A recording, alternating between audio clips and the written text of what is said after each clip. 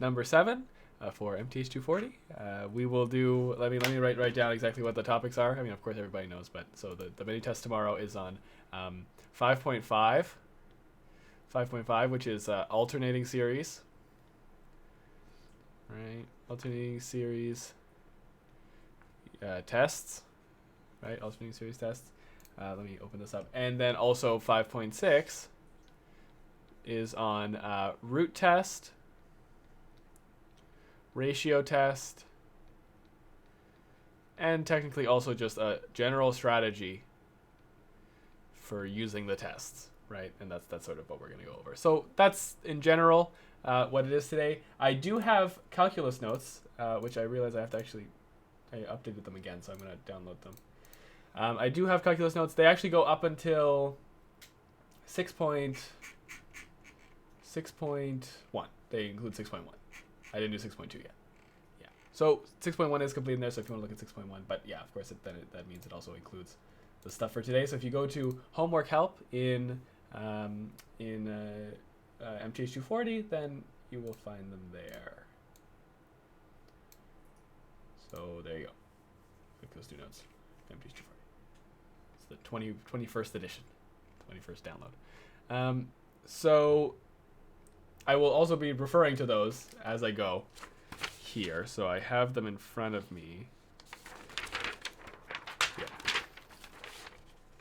Okay, so let's start with 5.5, of course. So 5.5 is alternating series. So an alternating series is one where like the terms are alternating.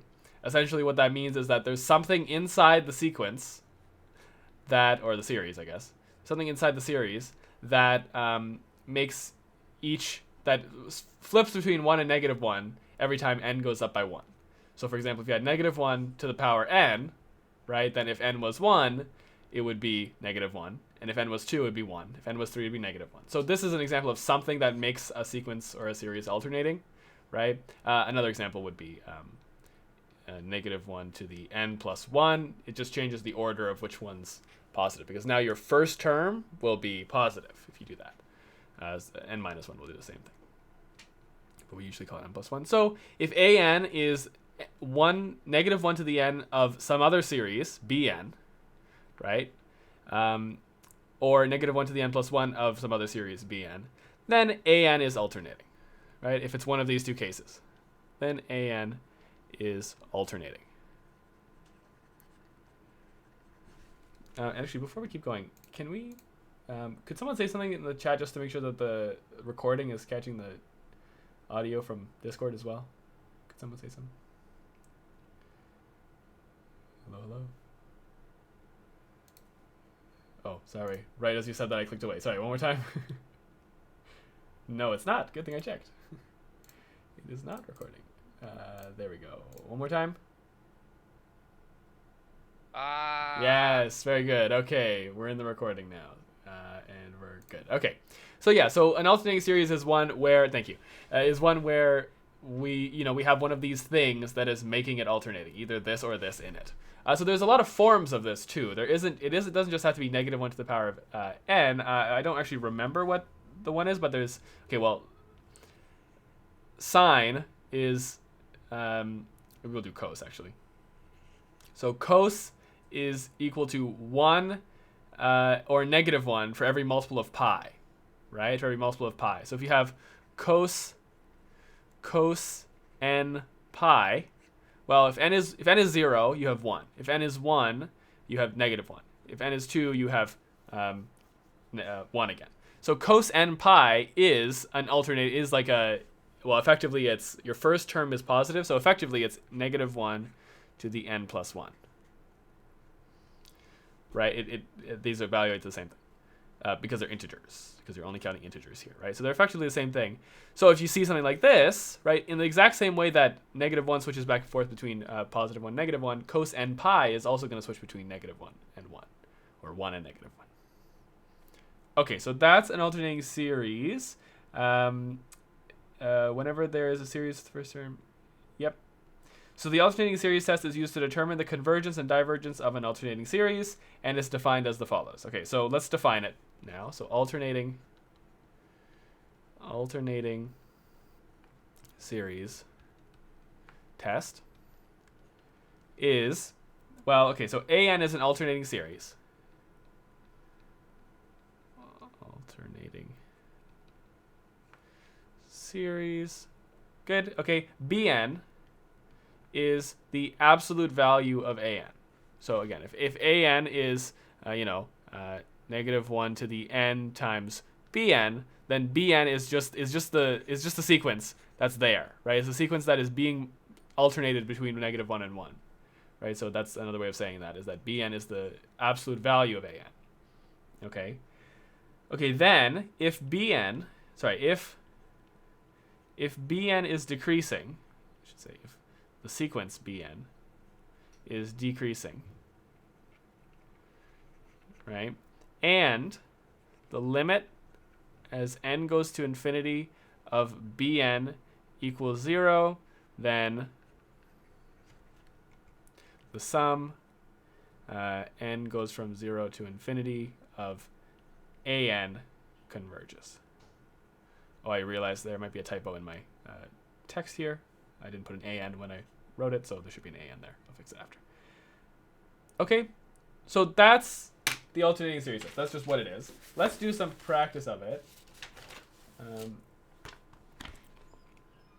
Let me find it.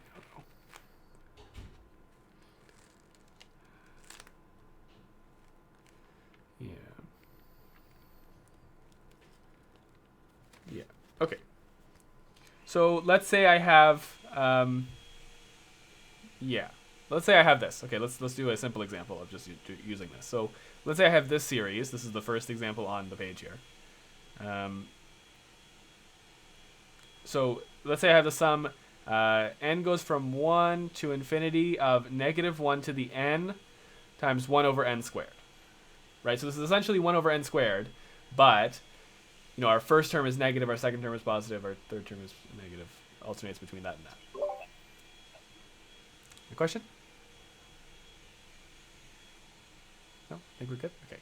So AN is negative 1 to the n over, times 1 over n squared. BN is the absolute value of this, so it's just 1 over n squared. Right? That's all it is. Okay, so now we have to test, okay, is BN decreasing, first of all? Is BN decreasing? Well, one way to check, and I realize I always forget this when I'm actually doing practice, but how do we know this is decreasing? Okay, well, n is only getting bigger, which means the denominator is only getting bigger, which means the whole thing is only getting smaller. But another way to check, and I think is a better way to check, is just take the derivative. So you can just see that the derivative of this is Bn prime. I guess you wouldn't call it, but you could.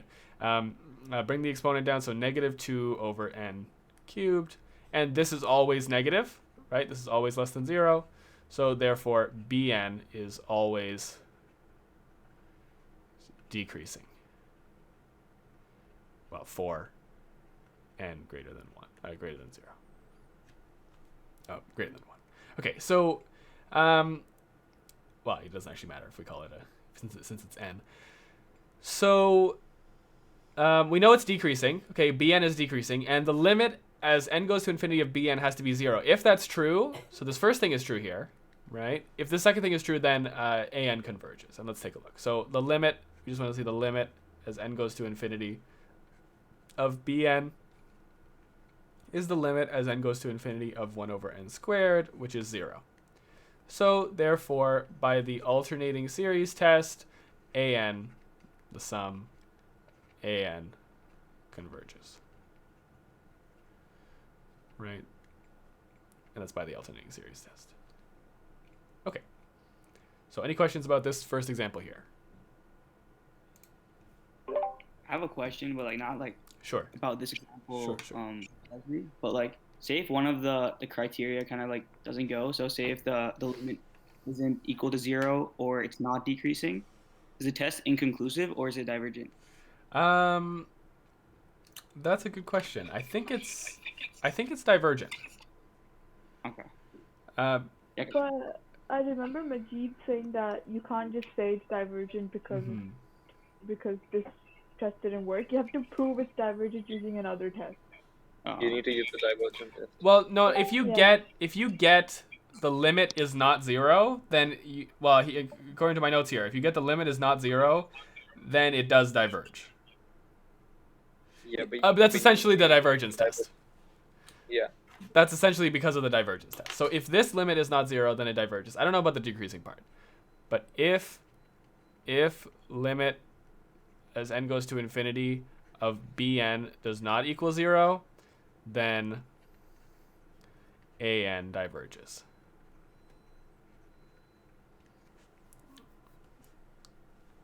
Okay, so that, well, the sum an. Sum n goes to n equals 1 to infinity. That diverges. So that we know is true because it's essentially the divergence test that you're doing there in that case, right? So yeah, which would be the next example here. I mean, pretty much. Although I could do...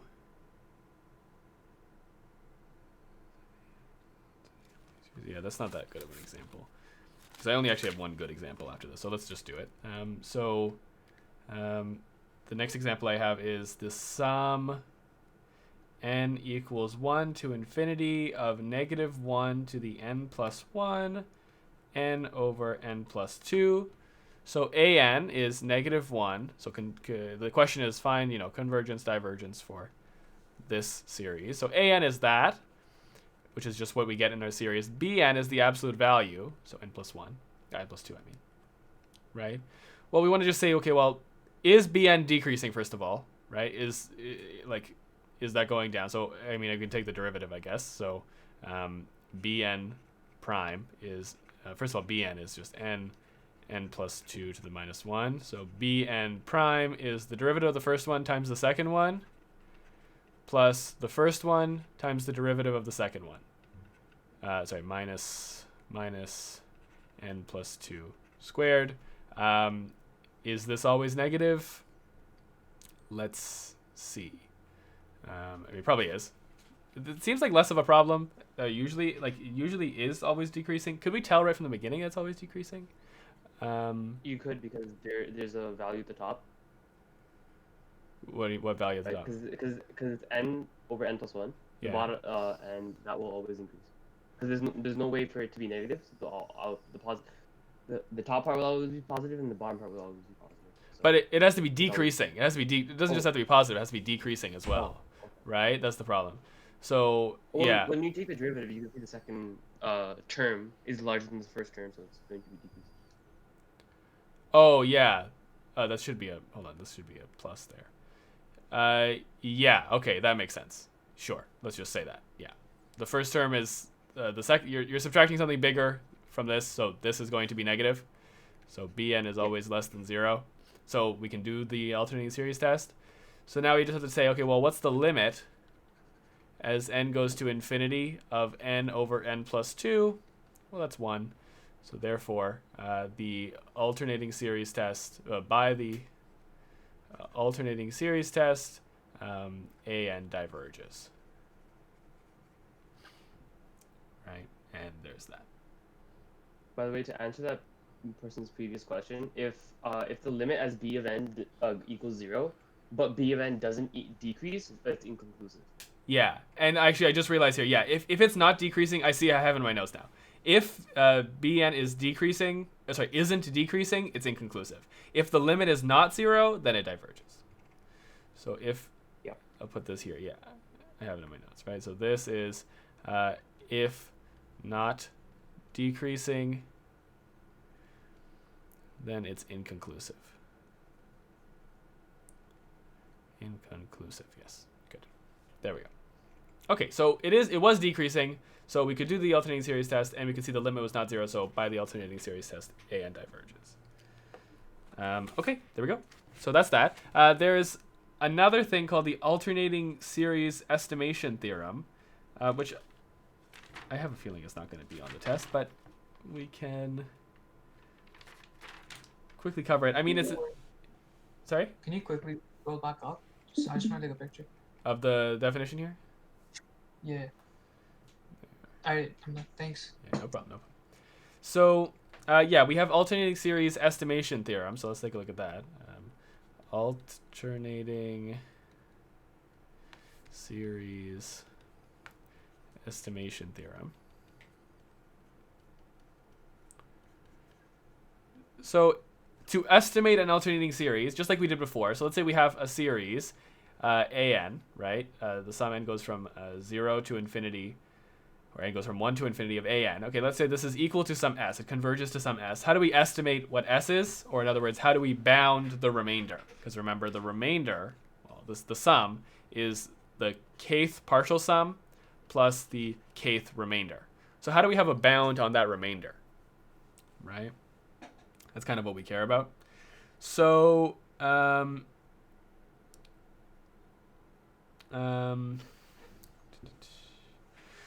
so the theorem is saying that assume Bn equals the absolute value of An, right? And An is alternating, right? An is alternating. Okay. If that's true and Bn decreases. Okay, if that's true and the limit as n goes to infinity of Bn equals 0, then the remainder, the absolute value of the remainder is less than or equal to Bn plus 1. Right? So if I take I guess I should say Rk and Bk plus 1. So what this is saying, how you'd use this is saying, okay, if I want to bound the remainder, so I'm going to take the fifth partial sum. Okay, the remainder, the absolute value of the remainder is going to be less than the sixth entry of Bn. It's going to be less than the sixth entry of Bn. So it's going to be plus or minus that sixth entry. It's going to be within a range like that. Right? So let's maybe do one example of this and then move on, because I don't think it's going to be on the test, honestly, but may as well try. So the question is, first of all, any questions before I do an example?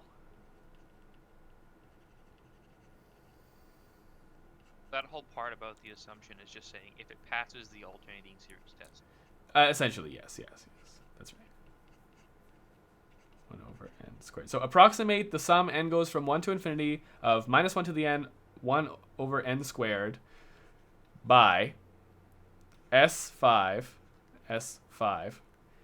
and bound R5. Okay, so we know already this converges. We showed that it converges up here somewhere. Yep, we showed that it converges. So since we know it converges, well, let's try to approximate what it converges to by using S5, the fifth partial sum. Right? So S5 is the sum, n goes from 1 to 5 of minus 1 to the n, of 1 over n squared. And I'm going to save us the math, and I just have it here. So I know that that's negative 3019 over 3600. Right, but how you do it is you just do it. You would just plug in 1, figure it out. Add that to plug in 2, add it to the last one. Plug in 3, plug in 4, plug in 5, and you get this as an answer. Okay, and so what this means is that, right, so we know that the remainder, oh, hold on, why do we, oh, yeah. So this is our approximation of what S is. So we can say this is approximately S. How close is it to S, though? Well, we need the remainder, right? We want the fifth remainder, so R5. So we know that it's less than B6. What's B6? Well, B6 is 1 over 6 squared, right? Bn is 1 over n squared. So B6 is 1 over 6 squared. So we know that the remainder is less than or equal to, the absolute value of the remainder, is less than or equal to 1 over 36, 1/36. And there we go. I approximated S5. S5 is that, approximately. How far is it from the answer? Plus or minus 1/36. The answer is 1 plus or minus, 136 in either, 1/36 in either direction. Okay, so any questions about this before I move on?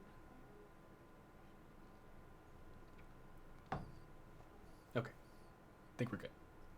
So the next is a couple definitions. Right? So the couple definitions is, okay, well, we have just an as a series. And in fact, I'll actually just show the table for this because I think that's the best way to do it. Right? So if I have a series, Just do that. There we go. So there's your definitions. So if you have an is a alternating series, right? If you have an equals negative 1 to the n, or n minus 1, or n plus 1, whatever. Bn, right? And as just to make it clear, Bn is the absolute value of an. So these are the situations that can happen, right? So if an is convergent, right? Well, it's probably best to actually look at it from the perspective of Bn. So if Bn is convergent, right, and an is convergent, then you call it absolutely convergent. Okay, if both of these two series are convergent. If Bn is convergent but an is divergent, that doesn't happen, right? So that doesn't happen. So if you find that Bn converges, right, then you know for sure that an also converges, right? It's no way that if Bn converges, an also converges. It's not possible for it not to happen.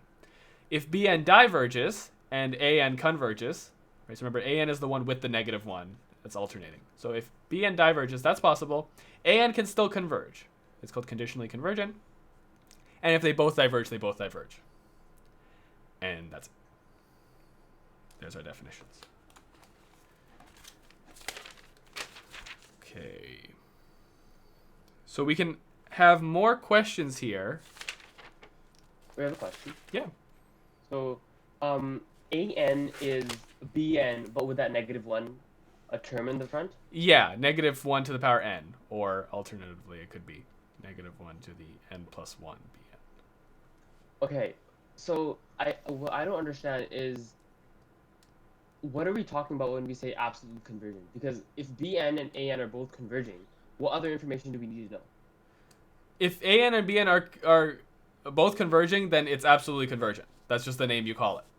But if an converges, right, but Bn diverges, so as in if you were to add up all the infinitely many ones with the negative 1 to the n, right? Yeah. If this converges, Mm-hmm. but then if you just take away the negative 1 and you just ask yourself, well, what's the sum for Bn, and that diverges, right? Then this is conditionally convergent. Like the set of both of them are conditionally. An is conditionally convergent, I should say. An is conditionally convergent here. But then we already said that it does converge. Conditionally. We know it converges, but Okay. what type of convergence? What type of convergence? Okay, so we're seeing it as like thinking of it as, because whenever we do this, we're gonna usually take out that negative 1 to the n and only look at Bn, Yeah. right? So is that like the view that we're looking at this through? Because like if Bn diverges, it could be conditionally convergent or it could be divergent. It could be just fully divergent. Yeah, it's one of the two, Okay. right? It's one of the two. You don't know just right away by seeing that Bn diverges. You don't know that An diverges, right? So okay, so if Bn diverges, it's no information. We don't know. It's We don't know anything about. Yeah, we don't know anything about An. Okay. But if Bn converges, then An Then we know converges, An. Oh, okay, gotcha. All right. right? Thank you. Because it's not possible for An to diverge after that. No problem.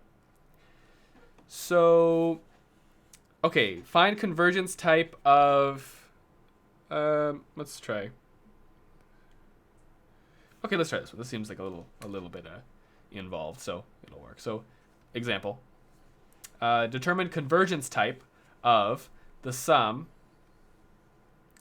n equals 1, negative 1 to the n of negative 1 to the n over 4n plus 1. Is that what it is? Yeah, 4n plus 1. Okay, so an is our series here. So negative 1 to the n times 1 over 4n plus 1. Bn is the absolute value, which is going to be 1 over 4n plus 1. Okay, and now we want to determine if this is absolutely convergent, conditionally convergent, or divergent. That's what we're trying to figure out. So if Bn converges, right, then it's absolutely convergent. The whole thing converges absolutely. But if Bn diverges, there's a chance that An will still converge, but not absolutely, but conditionally. So how do we determine if Bn is going to converge, right? So to determine if Bn is going to converge, well, we can do some tests. I mean, we can do a limit comparison test, I guess. Yeah, we can do limit comparison test. That's what he does. So we want to now determine determine convergence or divergence, say divergence of Bn. Okay, so again, Bn is 1 over 4n plus 1. I'm going to choose a Cn, which is 1 over n. Okay, and I'll do the limit comparison test here. Right, so I'll say limit, I'll say LCT. LCT.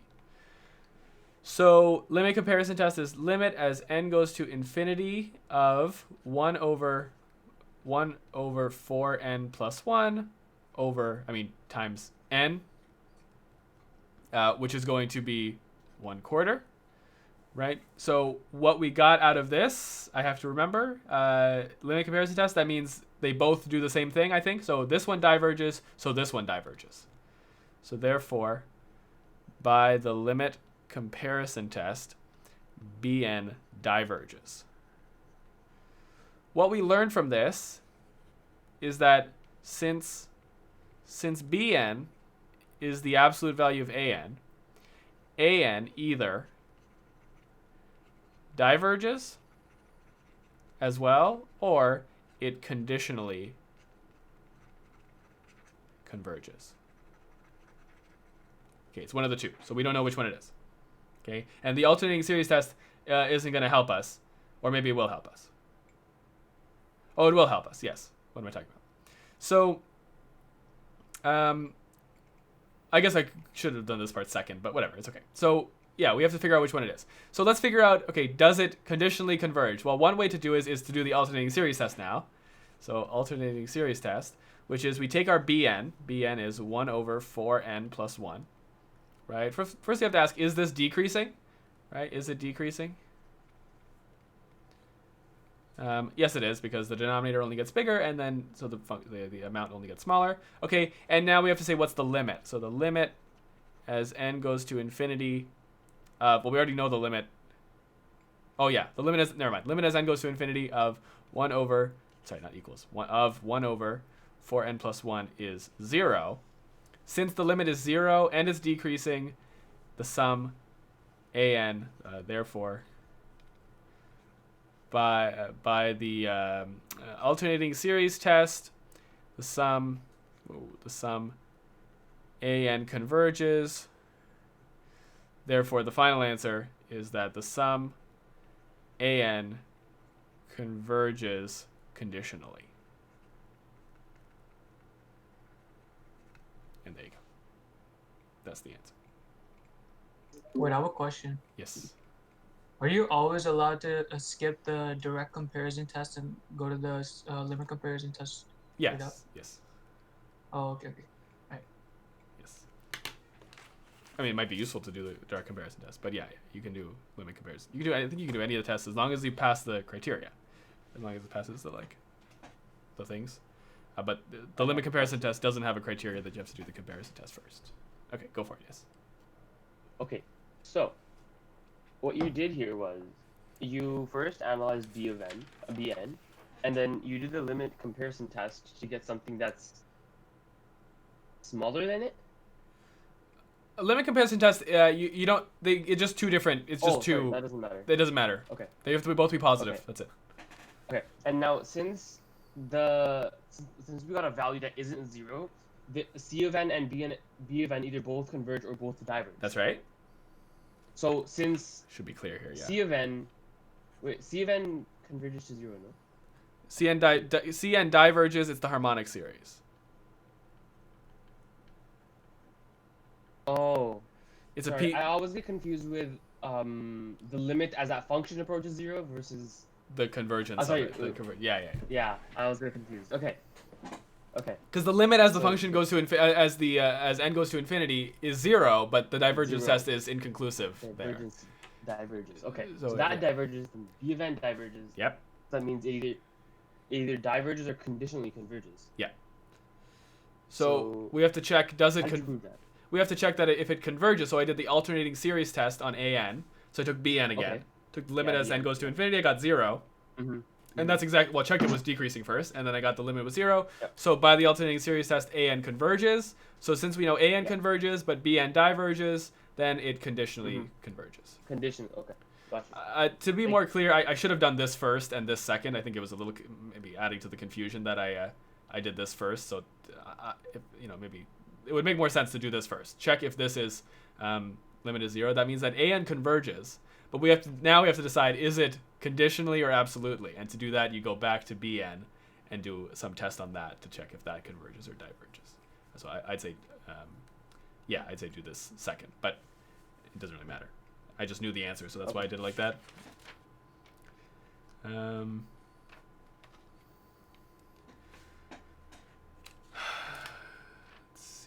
Let's see. Determine convergence type of a bunch of things after this. Let me just see where the chapter ends. Okay, there it ends. So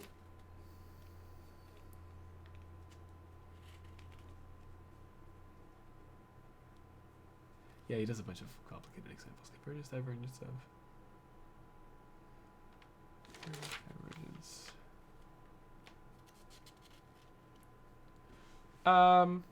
Let's try this one. Looks okay. Oh, I mean, I should actually do them in order, but it's okay. That one doesn't matter.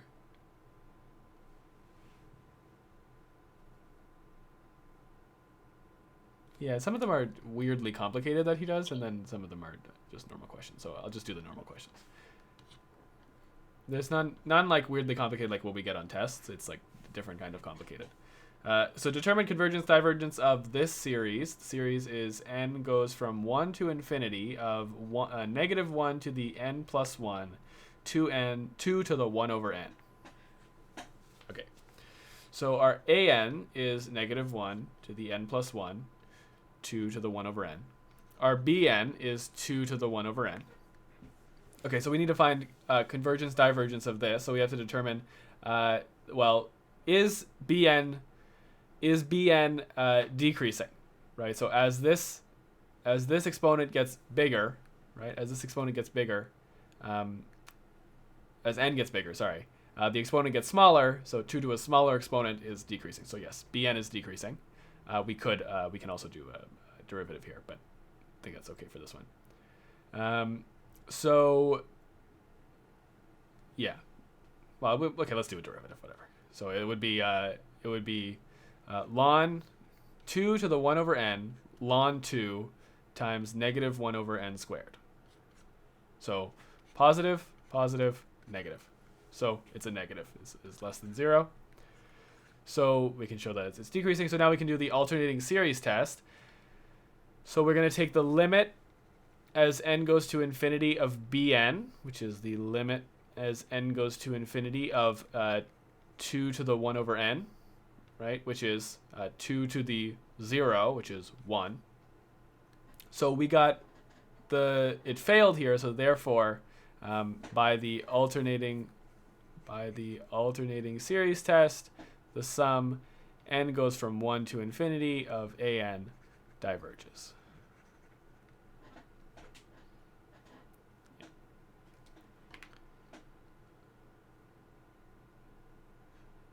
Hold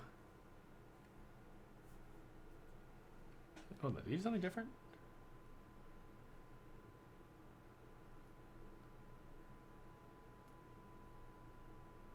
Yeah, I don't know what he did. I don't know why that happened. Okay, doesn't matter. He did it a different way, but it's the same answer, so it's okay. Okay, let's take a look at maybe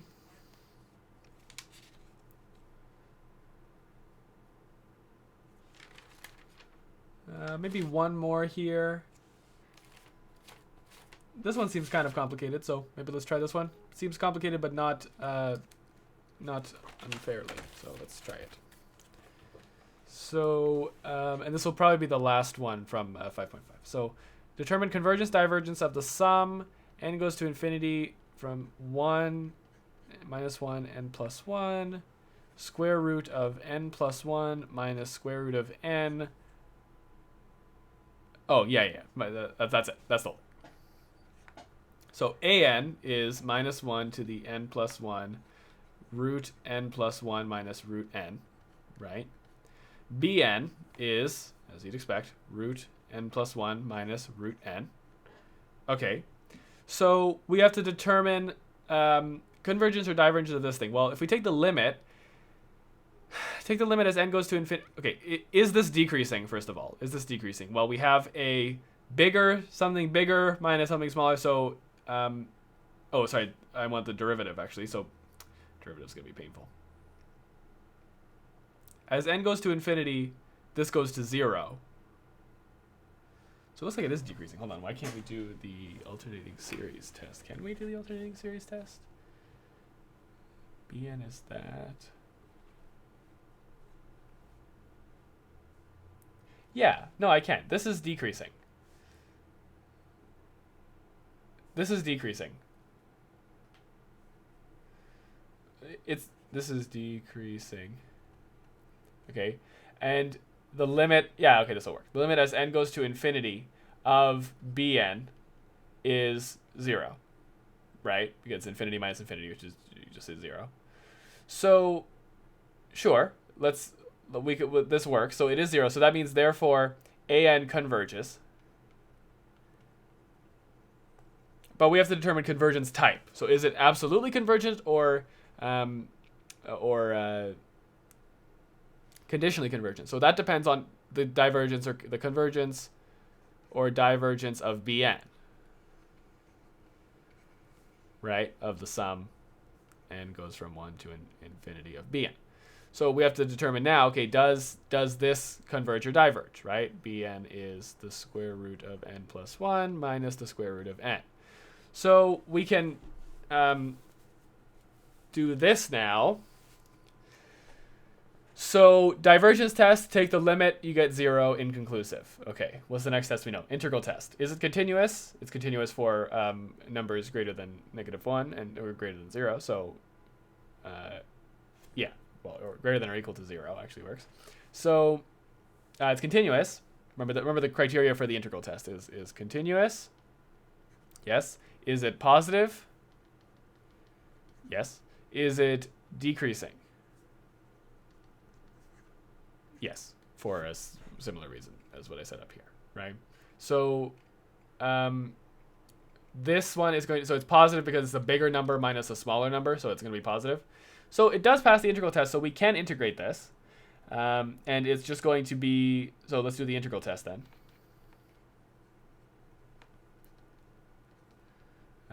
Is going to be, well, we want the integral from the series goes from 1. So 1 to infinity of the Bn, so but in terms of x. So x plus 1 minus root x.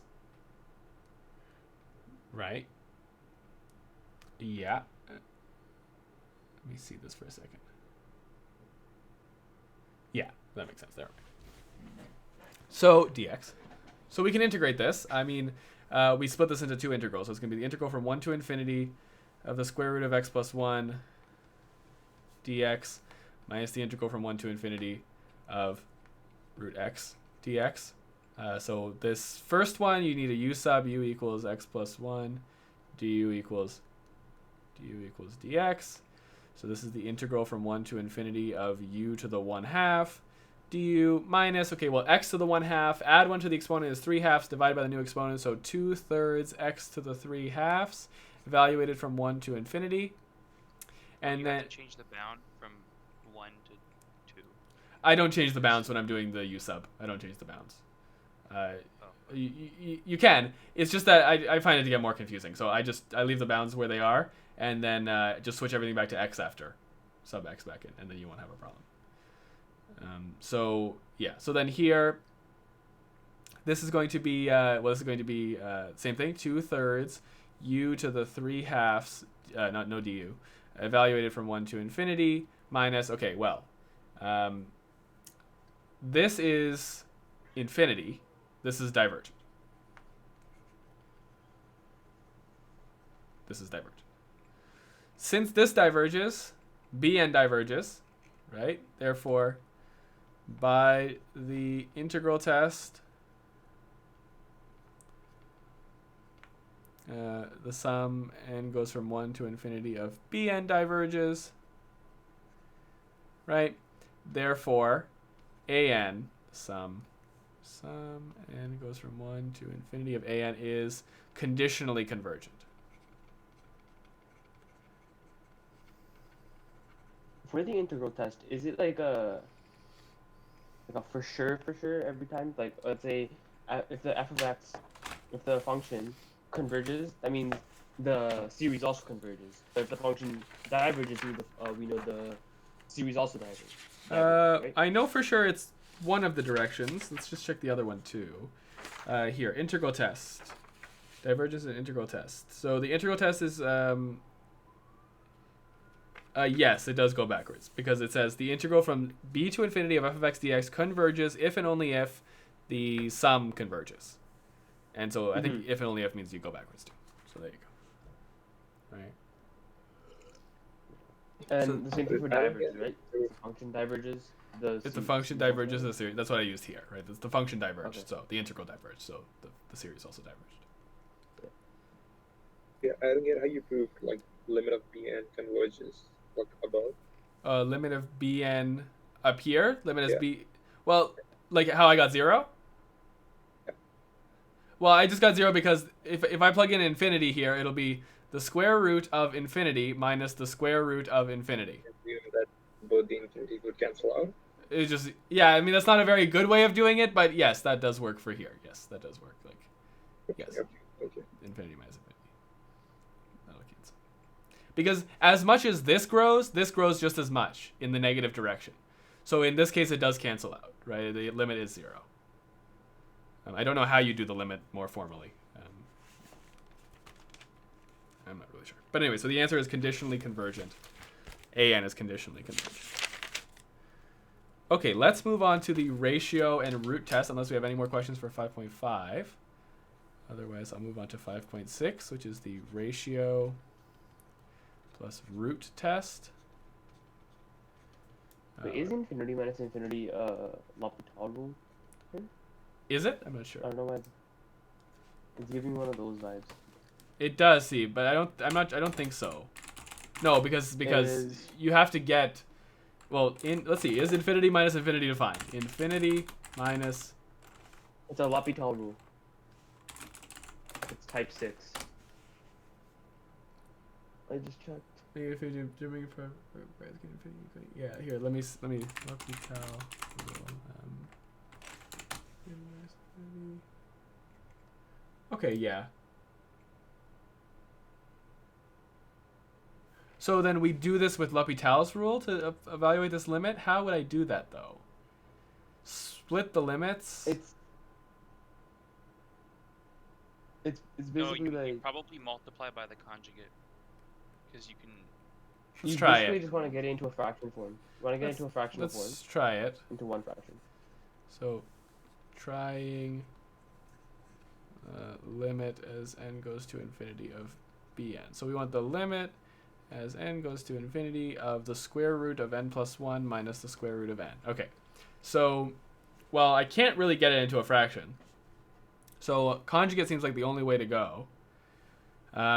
So, which would get into a fraction, I understand, yeah. So then root n over root n plus 1 plus root n. So on the top, I get n plus 1 minus n over root n plus 1 plus root n, which is limit as n goes to infinity of, limit as n goes to infinity of 1 over root n plus 1 plus root n. Well, I can do... That goes to 0, right? You don't have to go past that. Yeah, you're You right. Just plug an infinity in, there you go. You're right. Just plug in an infinity, and this is equal 0. Okay. So there's a better way.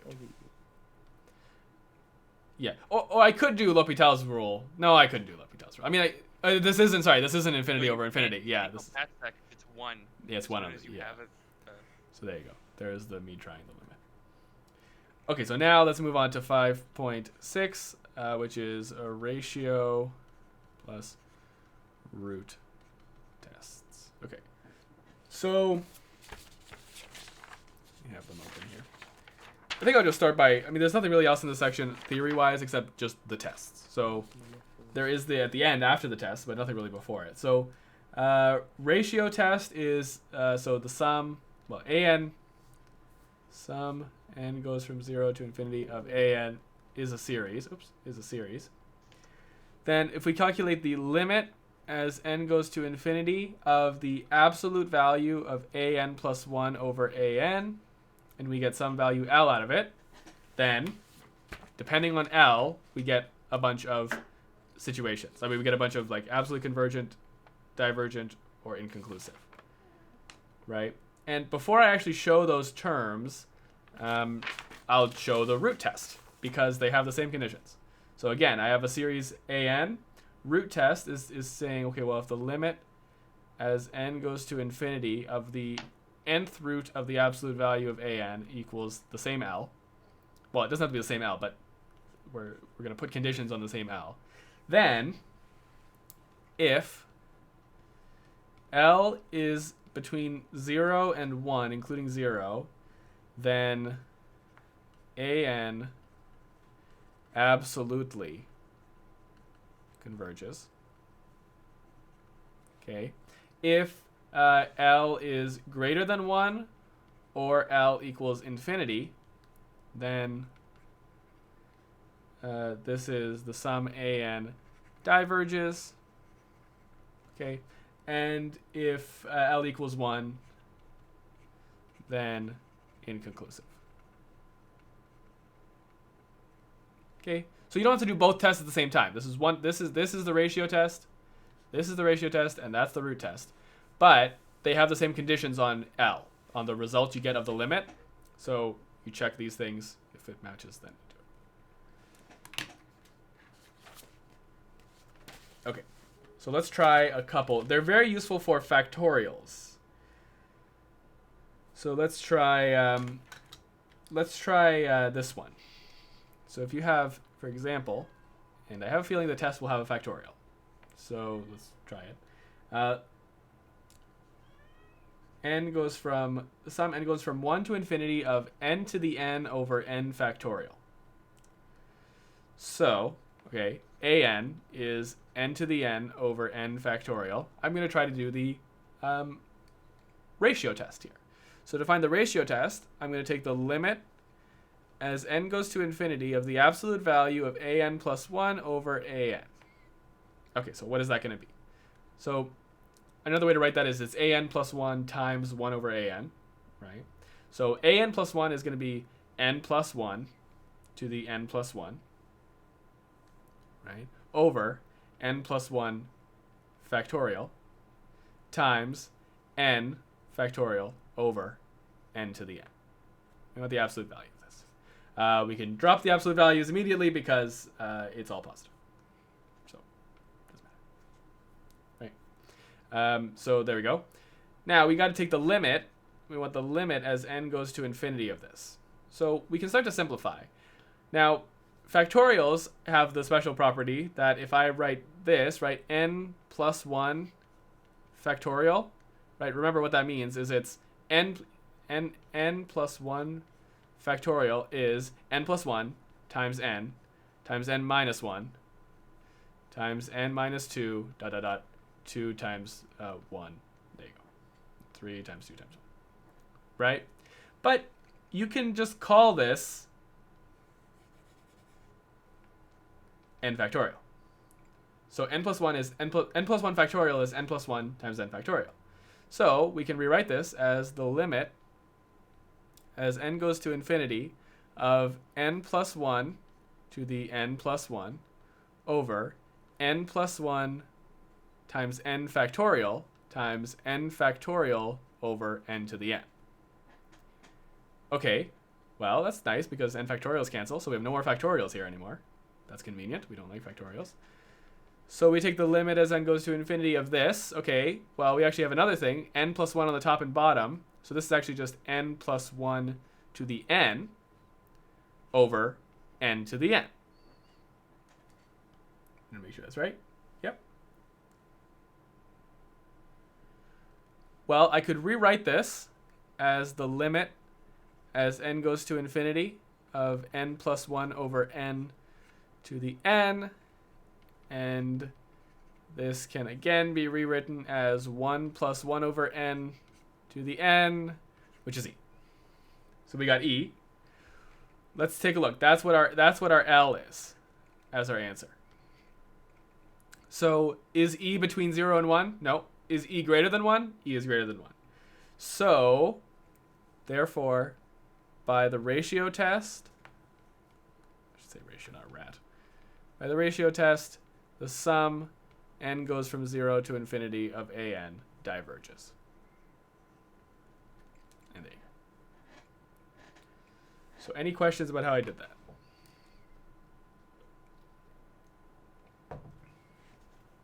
You lost me at that third last step. Third last step, this limit here. I mean this here. Sorry, fourth last. Here. Yeah, there. Do you understand? How'd you get from that to that? How'd you get from that to the next one? To here. Like that, yeah. Right? Well, okay, so the denominator is just an n to the n. And on the top, well, we have n plus 1. So if I had 2 to the n plus 1 over 2, right? This would be the same thing as 2 to the n plus 1 times 2 to the minus 1, which is 2 to the n. Or 2 to the n plus 1 minus 1, which is 2 to the n. Right? So exact same thing happening here.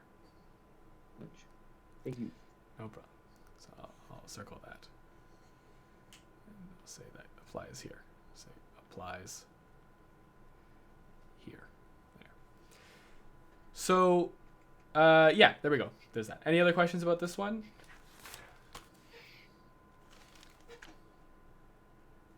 Okay. If not, I will do another ratio test question. So, example.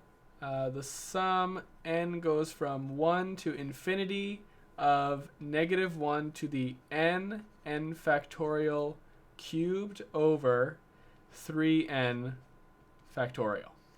So, find the convergence divergence of this series. So we could do an alternating series test. I mean, it is an alternating series. And I don't see why not. What would happen if I get this and I end up with it being convergent? Yeah, we could see.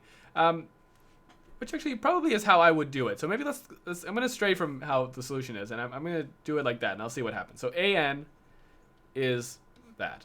Bn is, so an is that whole thing. Bn is n factorial cubed over 3n factorial. Okay, so let's see what we get here. So we get, I want to determine, take the limit as n goes to infinity of this, right? Limit as n goes to infinity. Okay, well, we have a little bit of a trouble here because then we're going to have n of n factorial cubed over 3n factorial. Okay, we have infinity over infinity, sure. We also can't do L'Hopital on a factorial function. So, I have a proposition. Yes. Since the factorial is just a bunch of multiplication, we can factor out the 3 and then cancel it so it becomes n factorial to the power of 2. I'm not sure if you're allowed to do that. N factorial 3n, because what would be the first few terms here? This is going to be... You can't factor out 3n because it's not it's increasing the number of multiplications that are done. It's going to go up to whatever the number 3n is. Yeah. Right? 3n yeah. down. It's not going n factorial times 3. Yeah, that's true. It isn't. It's not. Yeah, it's not n factorial times 3. It's so this goes up to n, right? So it like, essentially is 5 factorial the same? That's the wrong side of the 5. Is 5 factorial equal to 15 factorial? Right. I can't factor out a 3 because not everything divide.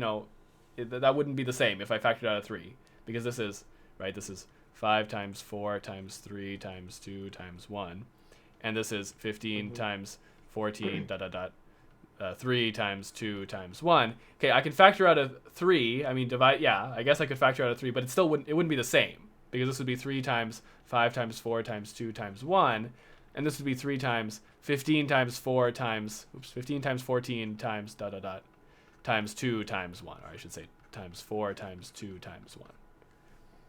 Okay. Right? So you see why I can't factor out the 3? Yeah. It wouldn't be the same. Yeah. So I can't evaluate this limit. I don't know how to evaluate this limit. That's the problem.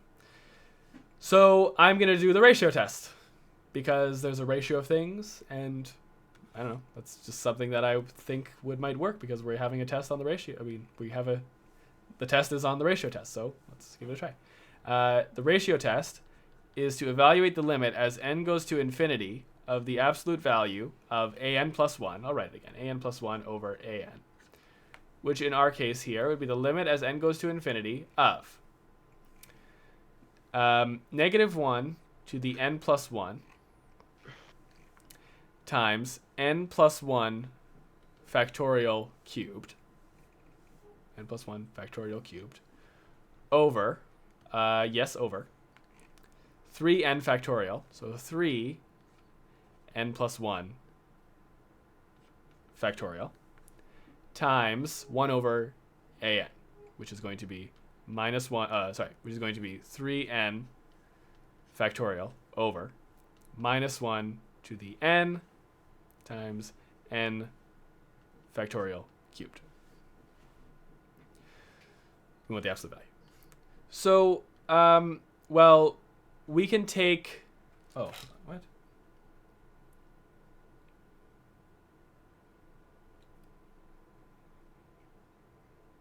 Absolute value n...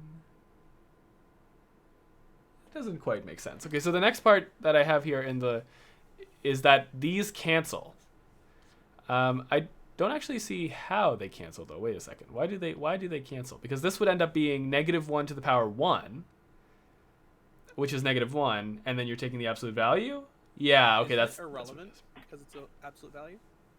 Well, not really irrelevant, because if absolute value doesn't if this result was going to be positive, but then this -1 here turned it negative, it does make a difference. I mean, it changes the result, like what this would result in if you put in some n. But the reason I think it's okay that we have this is because, look, if I do this, limit as n goes to infinity of the absolute value of, okay, how these would combine would be -1 to the n plus 1 minus n, right? N plus 1 factorial cubed over 3, I'll call it 3n plus 3 factorial times 3n factorial over n factorial cubed, absolute value. Okay, these would combine into just +1, so this would just be -1 times that. We'll leave the brackets there. -1 times that. Okay, but we don't necessarily know that this cancels with the absolute value, but if you look, the reason I know it does is because if you look in here, that's a positive number, without a doubt. That's a positive number. If I take a positive number multiplied by a negative number, it's going to be a negative number. So together with the absolute value, that's the result. If this wasn't always a positive number, we'd have more trouble, and I would not know how to deal with it. But we do know how to do it. What difference would that make? Because no matter what, the absolute value is going to output a positive value, is it not? And we're multiplying everything within the absolute value signs. We are, but having a -1 in here could change what the output of this actually is, right? Because even though the whole thing is in the absolute value, that means like the -1 to the power of n is always positive, isn't it? -1 to the power of n, if it's an absolute value, then it's always positive. The result of the thing is always positive, but the value of the thing changes, right? The value of the thing. It shouldn't be in the ratio, because if you take the magnitude of an, you get bn. If you take the magnitude of an alternating series, you just get the bn part of it. And right now you're taking the magnitude of two of basic. Okay, that's true. Yes. You're taking the magnitude of two alternating series. That's true. Yeah, that's true. So it does cancel here for like what I said, like with the exponents. But yeah, also I think an easier way to think about it is that, yeah, we want the magnitude of these two, and so by definition, an, the absolute value of an, is bn. Right? We said that at the start of alternating series, so we can just use the bn's instead, without the absolute values. Either way, we get to here. Why is that? What is that? What did I write? What? That's a cubed. Okay. Okay, we're here now. So how do we deal with this? I'm going to take the limit as n goes to infinity of, okay, what's this fraction? Well, the bottom fraction is going to be So I can turn 3n plus 1, 3n plus 3. 3n plus 3 factorial is 3n plus 3 times 3n plus 1. Sorry, 3n plus 2 times 3n plus 1 times 3n factorial. Right? So I keep going down by 1, and then I'm going to be at 3n eventually. So I can rewrite this as on the bottom as 3n plus 3 times 3n plus 2 times 3n plus 1 times 3n factorial. It's going to cancel with that up there. Okay, then this one. Well, this one is going to be n plus 1 cubed times n factorial cubed times 3n factorial over n factorial cubed. Oops, cubed. Okay, we're lucky. Cancels, cancels, cancels, cancels. So we're just left with an algebraic thing. Limit as n goes to infinity of n plus 1 cubed over 3n plus 3 times 3n plus 2 times 3n plus 1. So limit as n goes to infinity of this. So, well, we take what's the highest power of n in the denominator. Well, I guess it's just n cubed. It's all n cubed, right? So I could start. Okay, I won't do it. This was fine. So yeah, you just multiply top. So the highest power is 3 in the denominator. So it's 1 over n cubed times 1 over n cubed. So we multiply that in. And wait, how does that help us right away? Does he do it? Wait, can we evaluate it as 1 over n, but inside the brackets, even though it's cubed? I was gonna say you could factor out the n from the top, so factor out an n from the n plus 1, and factor out 3n from each of the terms in the bottom, and then you would have n cubed over 9n cubed, and then you could just do it. Yeah, that's true. Okay, sure. Essentially the same thing as this, but just with different steps. But yeah, essentially the same thing. So from the top, I'll factor out. So I'll do it in a couple steps.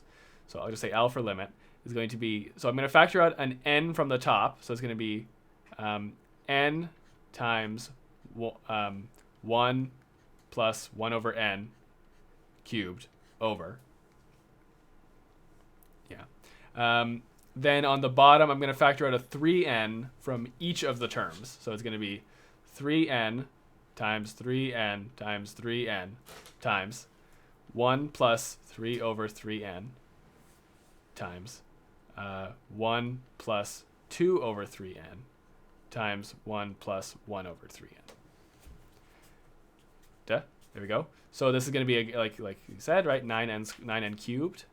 9n cubed, and this is going to be n cubed, right? So that cancels like that. So we're just taking the limit of 1 plus 1 over n cubed over, well, all the stuff on the bottom, which is going to be 1 plus 3 over, I'll write it again, I guess. 1 plus 2 over 3n times 1 plus 1 over 3n. Okay, now limit as n goes to infinity. Well, this is going to go to 0, 0, 0, 0 is going to be 1 over 1, so is 1. Limit is 1. Isn't it over 9? Oh, I forgot a 9 there, yes. 1 over 9? Which actually you is... can take that 1 over 9 outside, can't you? I can, but it's actually also not the value of the limit. Let me see what happened. Really? Oh, it's 27. 3 times 3 times 3 times 3 times 3 is 27. Oh, so it's 1 over 27?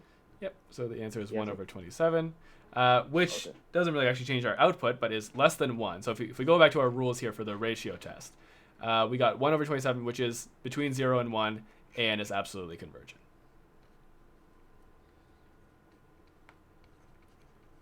Absolutely. Wait, I'm confused about how you cancel the 1 over n. Here, the one and all the n's on the bottom, because I'm taking the limit as n goes to infinity. Right. So it's just 0 technically. Right. 1 over infinity is 0, So Yeah. these terms all go to 0. So it's just 1 cubed over 27 times 1 times 1 times 1, which is 1 over 27. Okay, I see. Right? Makes sense. Exactly. Anything over n like that, a constant over the variable you're taking the limit to as it goes to infinity, that's just 0. Right? Yeah. So, That question honestly looks like a Horowitz question. I'm not gonna it does, yeah. It's from his lecture. It's from his lecture, so. Wait, Yeah. did this start off with us having factorials? Yeah, like in the question, there were factorials in the Okay, question. yeah. Yeah. Okay, We didn't add factorials in any way. Yeah. Okay, let's try. Okay. Yeah, Horowitz is the CEO of like hard questions. I guess It so. always, it always gets in the end. Let's try some root test questions. So I haven't done any root test ones. I only have a couple actually. So, in fact, I think I only have exactly 2. I have a question. Yes. By any chance, was there any question which that you've encountered that has like factorials, but you didn't need to cancel them out? Like they didn't cancel like that? Nicer. Not that I've seen in the. We're gonna look through some of these other like strategy ones. There's like a strategy that we Maybe go that's a through. strategy Yeah. to like get rid of the factorials before you take the limit because it's hard. You can't really take the limit of. No, I'm looking at some other ones here. They all the factorials all seem to cancel. Okay. Well, I guess that's a Yeah. sign of the right direction. then. Yeah, the limit they factorials. do have to- cancel. Yeah, exactly. So, okay, let's do a ratio test question. So the next one is a ratio test question. It is the sum n goes from 1 to infinity of 2n squared minus n plus 3 to the n over 5n squared plus 7n plus 1 to the n. So remember what the ratio test is. I mean, the root test is this is the root test. You take the nth root of the absolute value of an and limit as that goes to infinity. So limit as n goes to infinity of the nth root of the absolute value of an, which is, well, the absolute values, do the absolute values matter? Yeah, technically they still do, so I will leave them for a second. Minus n plus 3 to the n over 5n squared plus 7n plus 1 to the n. Okay, so first of all, the n exponents and the root n cancel. So this turns into the limit as n goes to infinity of the absolute value of 2n squared minus n plus 3 over 5n squared plus 7n plus 1. So the absolute value does cancel. I just had to think about it for a second longer. But yes, the absolute value does cancel. This is always positive. Top is always positive. The bottom is always positive. So always positive. And so now, this is just 2/5. 2/5. So we got a number between 0 and 1, right? Remember the ratio test and the root test have the same conditions. So we got a number between 0 and 1. Therefore, an absolutely converges.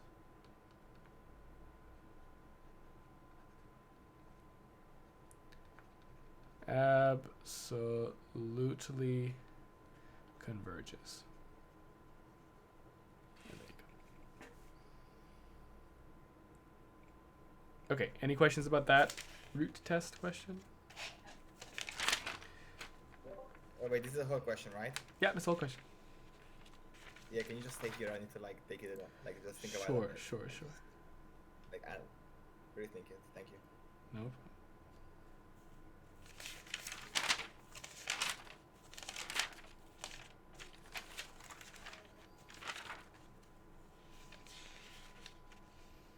Wait, so like, in the, like I'm a bit confused. So in the root test, you just take the root of like can you like explain a bit like in the root test? Like, don't you just take the root of like the exponent? Or like how does it work exactly? The nth root of it, right? So the root that like essentially you take it to the power of 1 over n, right? Here, 1 over n. So the nth root of everything, of the whole thing, the absolute value of the series you have, which is in this case, this is the series we have. So the absolute value didn't matter, right? Because they're always positive. So it's just take the nth root, and since I could write another line in here. Technically before I cancel everything. but let's say before that. It's going to be the limit as n goes to infinity. Sorry, I'm writing on paper by accident. Of the nth root of, again, absolute values don't matter, so it's going to be 2n squared minus n plus 3 over 5n squared plus 7n plus 1, oops, to the power of n. Right, so the n's are going to cancel. So that should go in there technically. Right? So then I just take... Yeah, sorry, go for it. There you go. There you go. I was just going to say, then you just take the limit of the inside bit, and there you go. Okay, so just take the nth root, and in this case, because everything was raised to the power of n, it just like played out nicely. Yeah, so that's the only time the root test works out nicely. That's the only time the root test is useful, is if everything's to the power of n. So if something's to the power of n, then there should be it's root test type of scenario. Yeah. And if it's not to the power of n, then like don't even consider it. Well, let's look at another example here. I have another example here. That's actually a pretty good one. So if I have this series, determine convergence divergence of n equals 1 to infinity of 1 over 1 plus ln n to the n. Okay. So am I gonna sneeze? Let's see. No, I think I'm okay. Yeah, correct. Like correct what? No, I'm saying like, and then wouldn't you just take the root of n? So it's still to the power of n. Yeah, you take the root test here. Like in this case, you take the root test, right? Yeah, this would work because 1 is equal to 1 to the n. Doesn't matter. So we can do the root test here, right? So the limit as n goes to infinity of the nth root of 1 over 1 plus ln n to the n in absolute values. So absolute values out here. So this is equal to the limit as n goes to infinity of 1 over 1 plus ln n, which is 0. Yeah, since it approaches a value, it absolutely converges. Correct? Exactly. Therefore, absolutely converges. an absolutely converges. Okay, thank you. No problem. Because if you go back to our criteria up here for the ratio and the root test, if the result of the limit is between 0 and 1, including 0, it absolutely converges. So we got 0 here, so it absolutely converges. Okay, so we're kind of in the section now where it's just like in general, what's the strategy? What's the strategy if you're just given any random sequence or a series and you're asked to find convergence divergence for it? What do you do? Well, there is a strategy for it, and the strategy is in my notes, so you can take a look at it there, but I'll also put it on screen. Again, notes are in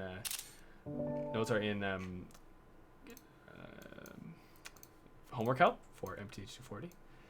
So in general, this is how you do it. First step, is it a series we already know? Telescoping, P-series, geometric. In that case, it's pretty easy to figure out.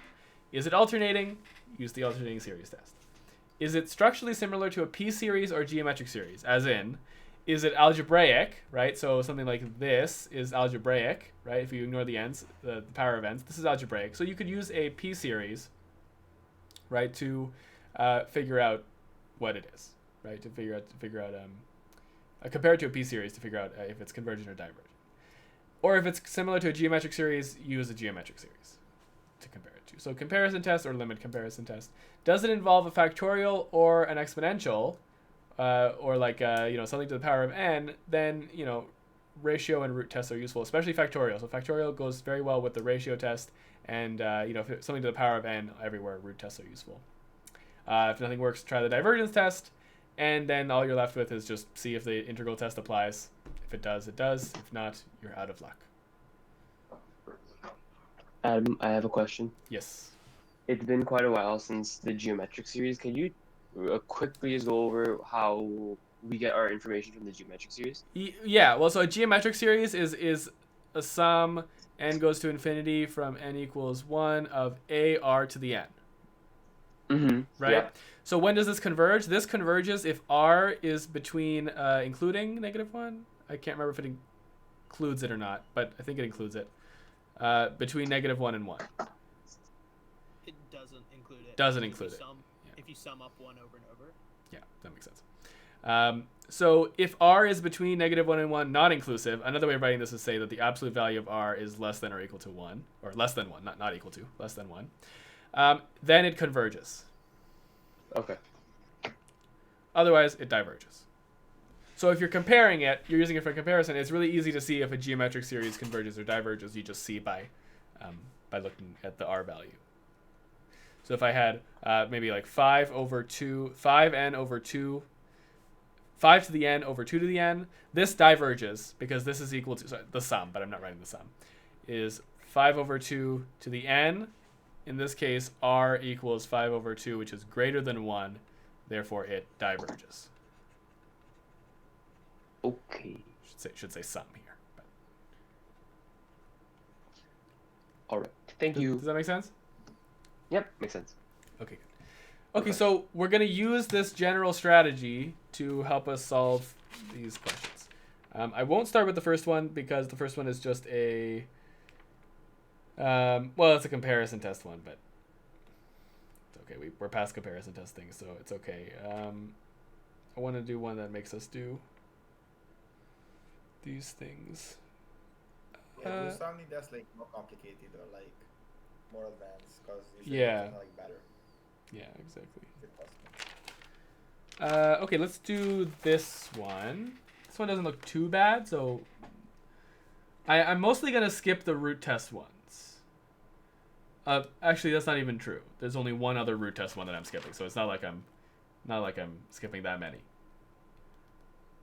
We'll see how we go, but well, okay. Let's just see how we're going, and then I'll decide what to do from there. So, next example is going to be, well, I won't tell you what it is, but we'll see what it is. So, like, I won't tell you what the solution is.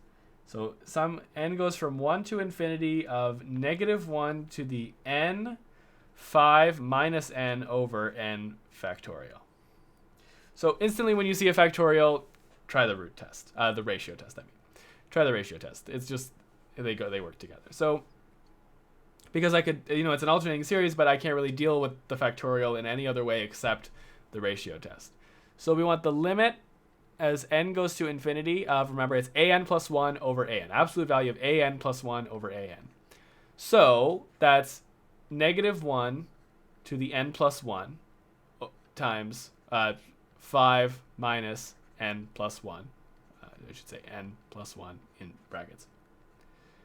Over n plus 1 factorial times n factorial over 5 minus n. The absolute value of this. Sorry. -1 to the n times 5 minus n. Yeah. Okay. Times 5 minus n. Bracket needs to be around that as well. Okay, so from here, we can see, I mean, essentially the same logic as before is that these are going to cancel. Okay, those are going to cancel with the absolute values. It's all going to be positive. Okay, now that we know it's positive. We know that the limit as n goes to infinity of 5 minus, I'll say 5 minus n minus 1 over n plus 1 factorial is n plus 1 times n factorial times n factorial over 5 minus n. Right? So, yeah. So we have our n factorials are going to cancel. Up here is going to be 4 minus n. And let's see what is to do next. I don't know. Oh, it's just algebraic. Never mind. It's just an algebraic thing. So limit as n goes to infinity. It's just that I wrote things weird, so it looks strange, but it's just 4 minus n. Or I'll even say... I'm not sure. I'm not sure how you could cancel the absolute value, because both n would be, say, 5. Then the numerator would be negative. If n was 5, yeah, if n was, as n goes, yeah, that's true. Hold on, that's true. Shouldn't you turn that into n minus 4 then? Because it was negative of 4 minus n. So you could turn that into n minus 4 and then cancel out the absolute value. Yeah, you could do that, yeah. Wait, what? N minus 4? What was, turn this into n minus 4, bring the negative outside, and as so n... you could get rid of negative into the and n. I wouldn't go for values that are less than 4. I guess you just need to keep the absolute value. Well, can't we just do the same thing that we did last time? It's n over n plus. It's -1 to the power of n plus 1 over -1 to the power of n. So that just means -1 to the power of n plus 1 minus n. That just goes -1 to the power of n. So, What, to sorry, power of -1 to 1, the power which of would be a n. -1. Yeah, be a and then negative we get then we apply the absolute value and then get rid of it. No? Well, that only works if we know that this is If the positive. entire If thing we is know positive. that the whole rest of the thing is positive. But we don't know that, right? Yeah, but if 5. n's less than 4, Will it it even doesn't work. matter? Because like, if there's absolute value, we can bring the limit like inside anyway, and then once we calculate the limit of the inside, if the answer happens to be negative, it's gonna turn positive. Anyway. Can we Yeah, bring we it can in? do that. Yeah, we can. You're right. We can. You're right. So let's So we just could let's do that. just do that. Let's just do that. Yeah, I'll leave the absolute values on, and we'll just bring the limit in. So there you go. That's all it is. So it's just going to be minus that over minus n plus 1 n minus 5. Yeah, like that. So okay, I'll leave the negative so people don't get confused, but limit as n goes to infinity of the absolute value of n minus 4 over n squared minus 5n plus n minus 5. So this is minus 4n minus 5, absolute value. Limit as n goes to infinity of this is going to be 0. Yeah, this is just going to be 0. So I'll just say this is equal to 0. There you go. Okay, so we know that the limit's 0. We got a 0 out of the ratio test. That means that, therefore, the sum n equals whatever it was, 1 to infinity of an is absolutely convergent.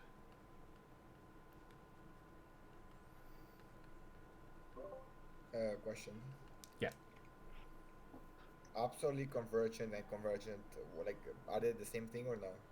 All it means is that since an is an alternating series, we can also ask about bn, which is just this here. And so when I say it's absolutely convergent, that means that not only is this convergent, but also just bn by its own is also convergent. So we actually found 2 answers here. We know that -1 to the n times 5 minus n over n factorial is convergent.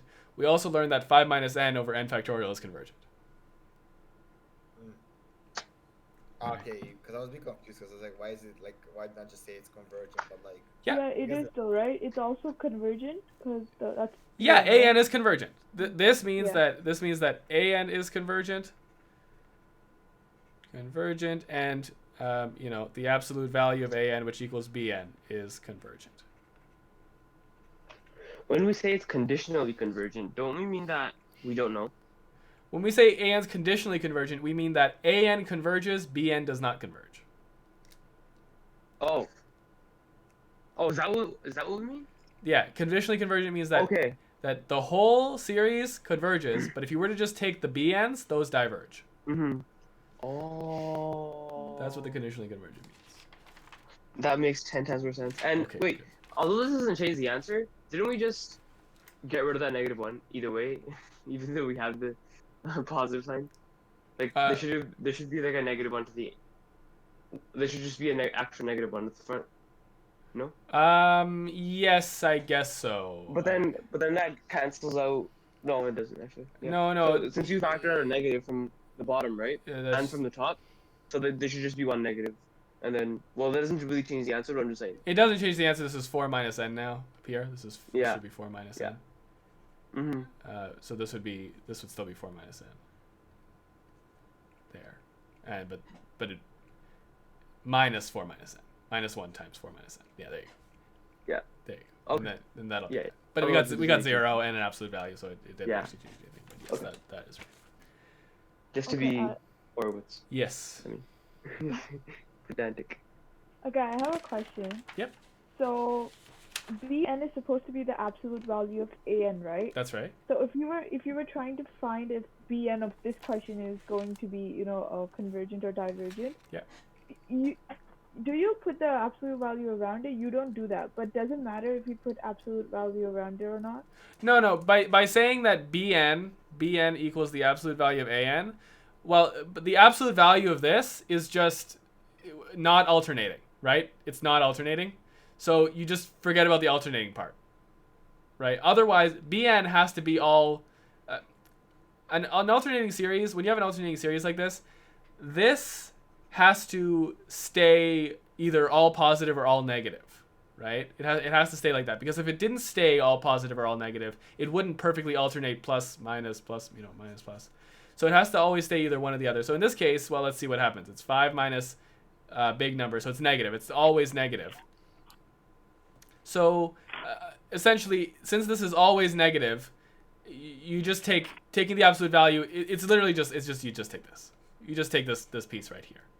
That's what it is, right? So the absolute value of this, since this is alternating and this is always negative, you just take this piece right here.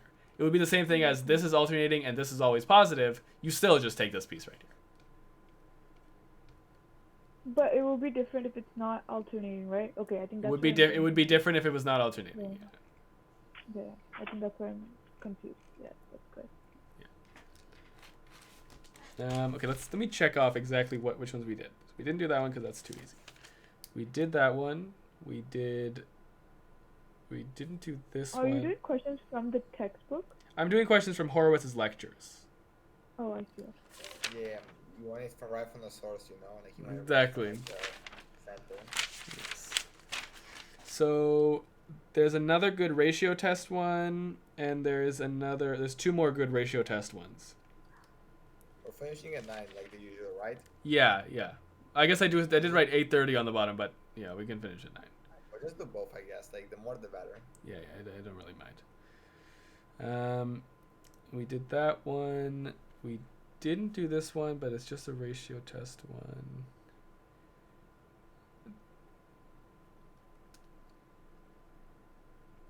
This is actually, the last one here is a pretty good question, I'm going to be honest. So let's maybe do that last one. Okay, I have 2 more that I'm going to do pretty much. And then textbook. I have a few textbook ones that are good too. So let's try this one. So this is example, the sum.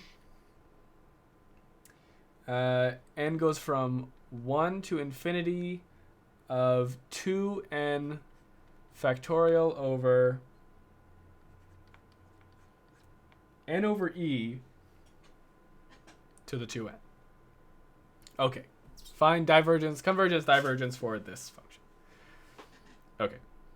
So, well, we have to find, we have a factorial up here. So it's going to be the best thing to do is just do the ratio test right off the bat. So let's try the ratio test. It's going to be the limit as n goes to infinity of the absolute value of 2n plus 2 factorial. So I kind of skipped a step there, but hopefully that makes sense. If you're confused, tell me why that. I'll tell you why that is. And this is n plus 1 over e to the 2n plus 2 times n over e to the 2n over 2n factorial.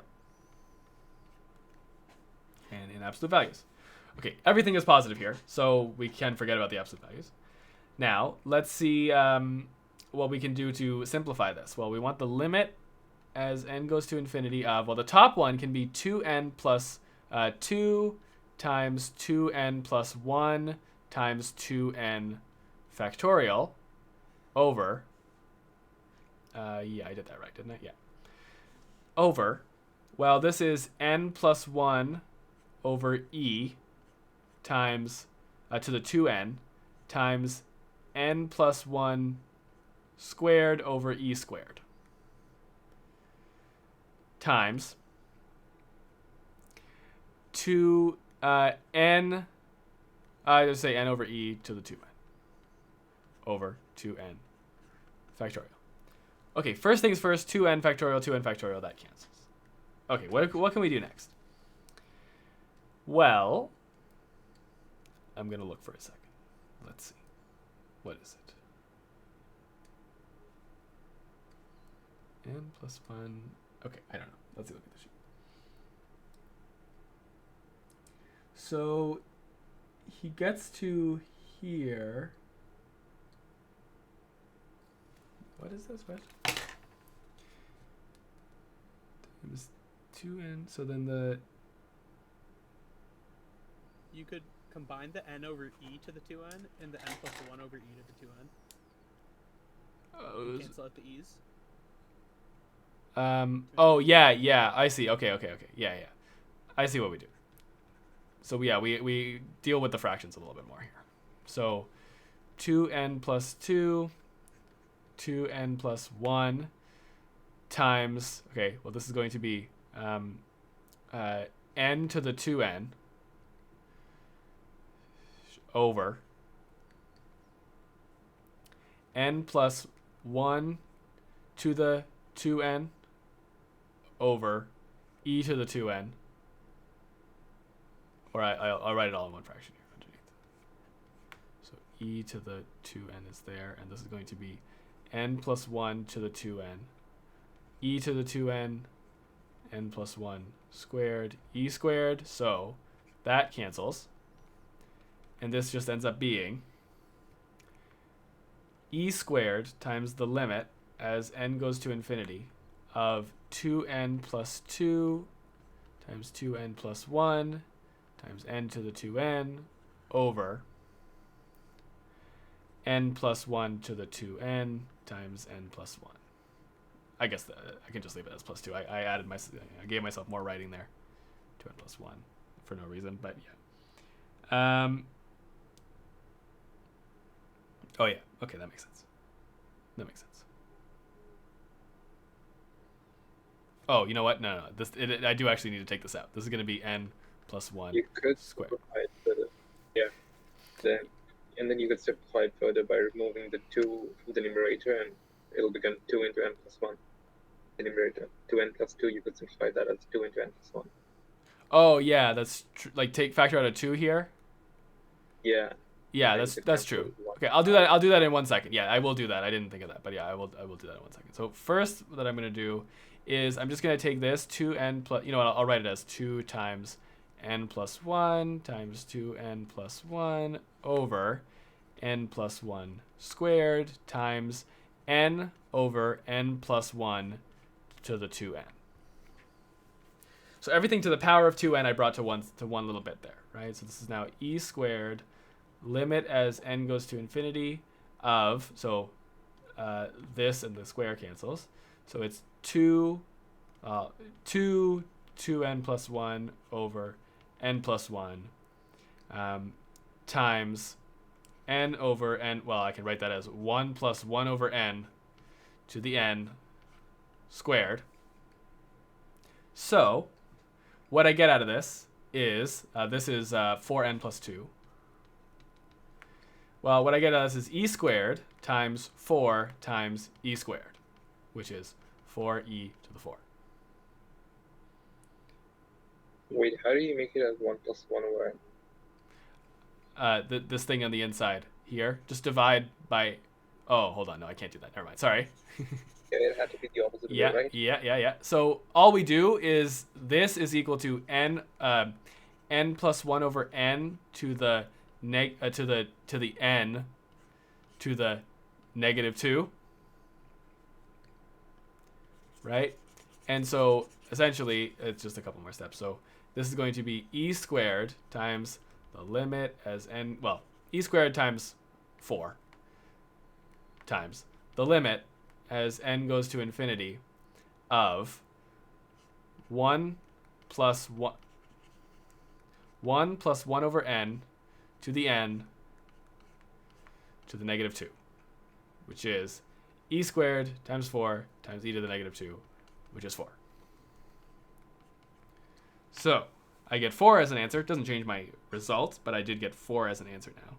So therefore, the sum n goes from 1 to infinity of an diverges. Remember, the conditions for the limit is that if it's between 0 and 1, including 0, it converges. Sorry, did I say converges? I wrote diverges. I meant diverges. So if it's greater than 1, it diverges. like just out of curiosity, does the 4 have like any real meaning, or is it just like if it's a 4 or 5, it doesn't mean much? Yeah, I'd like to know that too, but no, I don't know the answer to that. But that is, I would like to know if So can you just go back? How did you factor out the first e squared? e squared. Yeah, it's something over e squared.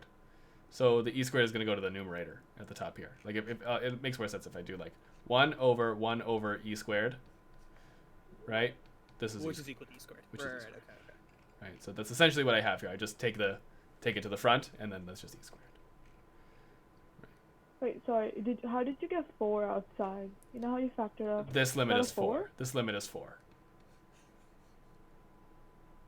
How is it 4? This limit is 4. If you the way I can do that so fast is that if it's degree n, then the limit is just going to be the ratio of the coefficients in front of the n. So it's 4 over 1. Oh yeah, sorry. Right? So it's just going to be 4. It's going to be Yeah, it slipped my mind. Okay, thank you. Don't worry. Yeah. Okay, I have one more, which is a pretty hard one. So it takes actually 2 tests through this next one. But any questions about this one before I move on? This is the last one of the Horowitz lecture notes. I actually wrote down some of the ones to do for from the textbook, because I was doing the textbook work and it's pretty good. So the last one I have from Horowitz's lectures is the sum n goes from 1 to infinity of n plus 1 squared over n cubed plus 1.1 to the n. 1.1 to the n. Yeah.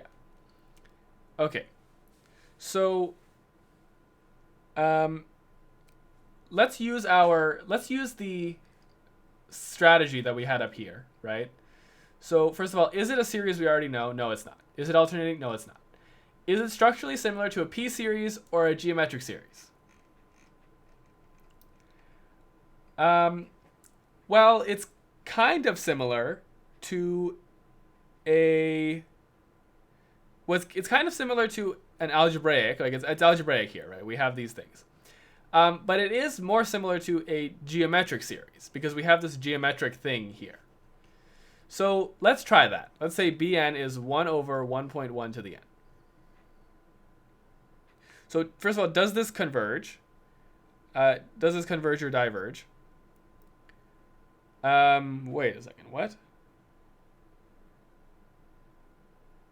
That would converge.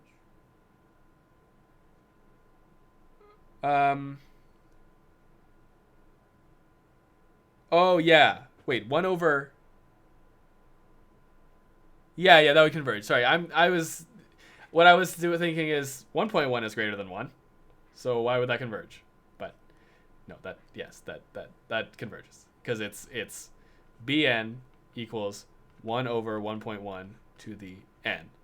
1 over 1.1 is 1.1 is yeah. This is less than 1.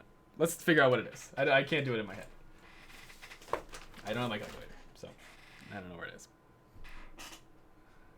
0.909 is what I'm getting. Okay, there you go. So less than 1, so it converges. Right? So this converges because it's a geometric series.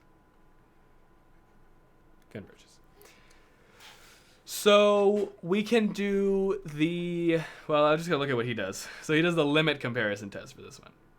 Yes, because we don't know a bigger or smaller, right? Because it's too complicated to see that. So let's just do limit comparison test. Limit comparison test is going to be the limit as n goes to infinity of n plus 1 squared over n cubed plus 1.1 to the n times 1.1 to the n. Okay. So we now have to evaluate this limit, right, which isn't super nice to do. What I will do to begin is I'm going to turn that 1.1 into a fraction. So limit as n goes to infinity of n plus 1 squared times 11 over 10 to the n In fact, I'll even say it's 11 to the n over 10 to the n times n cubed plus 11 over 10 to the n to the n. Okay. Well, on the bottom here, we get, well, this is the next line. N goes to infinity of n plus 1 squared times 11 to the n over, well, this is n cubed 10 to the n plus 11 to the n, right? Because it cancels there on the bottom. Oh, I didn't read ahead. So Horowitz said at this point, ... try something else.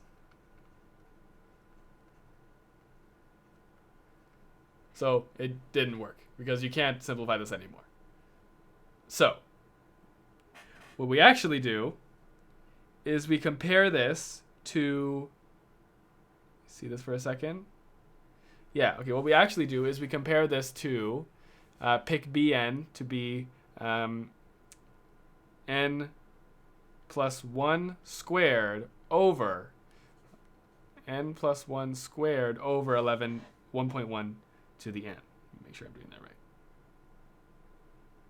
Yeah. We know that an is bigger. No, it's not bigger. What? How is it? AN is smaller. Yeah. So we're testing a larger one. Oh, I just read. I think I. Yeah. I read it wrong here. Yes. So this is smaller. So we're testing a larger series here. Bn is greater than an here. So we know that is always true. So we can do just the normal comparison test here.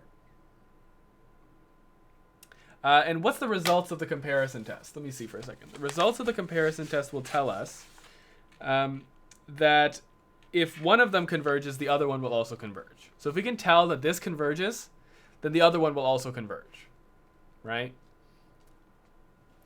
Isn't it the other way around? What is it? Oh, wait. No. No, if the bigger one Yeah, converges, okay. then the smaller one has to converge because it's bigger than the other one. Yeah. So Is this a direct comparison test? Direct comparison test. So if this bigger one Okay, converges, then the smaller one converges. Mm-hmm. Right? Okay.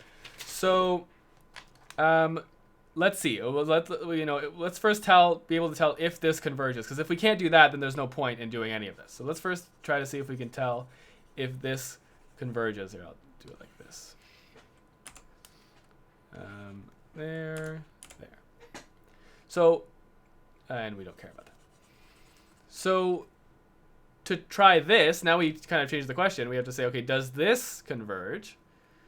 N equals 1, n plus 1 squared over 1.1 to the n. Because if it does, then this converges. So, well, to be able to tell this, I have a geometric thing on the bottom, and I have an algebraic thing on the top. So we could compare it to something, or we could try. What does he do? What would you compare it to if you tried to compare it to something? You could compare it to. We know that 1 over 1.1 all to the n would be smaller. And we could compare that, and we know that that converges. 1 over 1 to the n? 1 over 1 to the n. 1 over 1.1 is what I mean.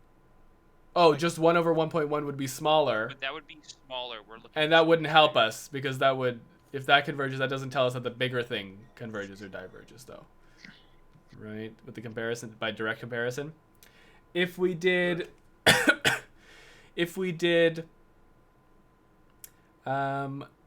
well, we can't do it. That it converges or diverges. What'd you say? Sorry? What? Was the final answer saying that it converges or diverges? Converges. Okay. Converges. So what we can see here, okay, so I don't really know what I would compare it to. So I see an exponent of n. So we don't have an exponent of n over here, but we can try. Oh no, sorry, I read the wrong thing. Wow, sorry, I'm not on my game today. So forget the thing I said about the exponents. We see a ratio of things. So let me try the ratio test, because I can.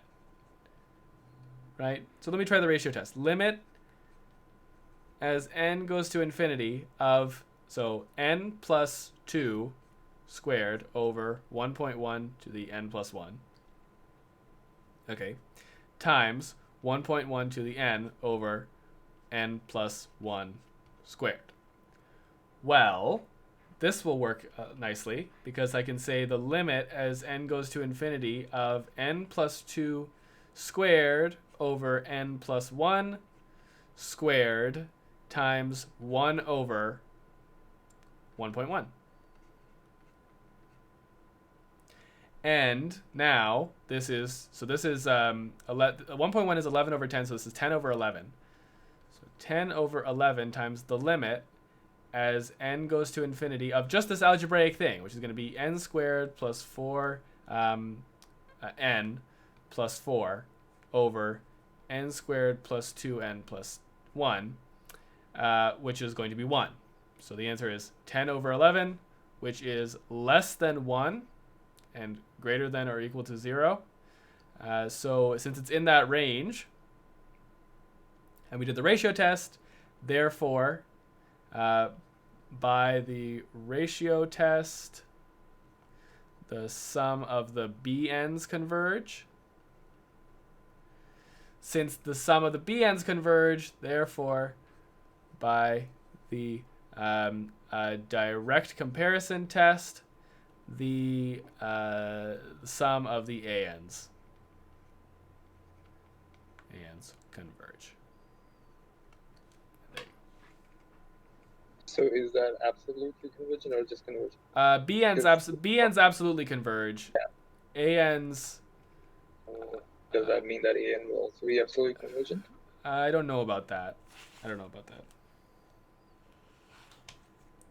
I'm pretty sure the answer is yes, but I could be wrong. I don't really know, but yeah, seems right. I think I asked that in SLG, and I'm pretty sure the answer is yes. Okay, yeah. Well, it is a direct comparison test, so it's a yes or no. Okay, so let's take a 10-minute break, and then I'll start doing the textbook questions after that for 5.5 and 5.6. So I just have like a few from 5.5, and then I want to finish off the ones at the end there for 5.6. So yeah, anyways, let's take a 10-minute break. I will, you know what, I'll edit the text now. Let me make that. We'll go till 9 o'clock. Still got some work to do. 9 o'clock and 9 o'clock. Then, yeah, so textbook questions after for now. 10-minute break, not 5 minutes. And I will change the text to say 8. Oh, wait. There we go. Well, let's just say 8. Okay. So, back at 8:10.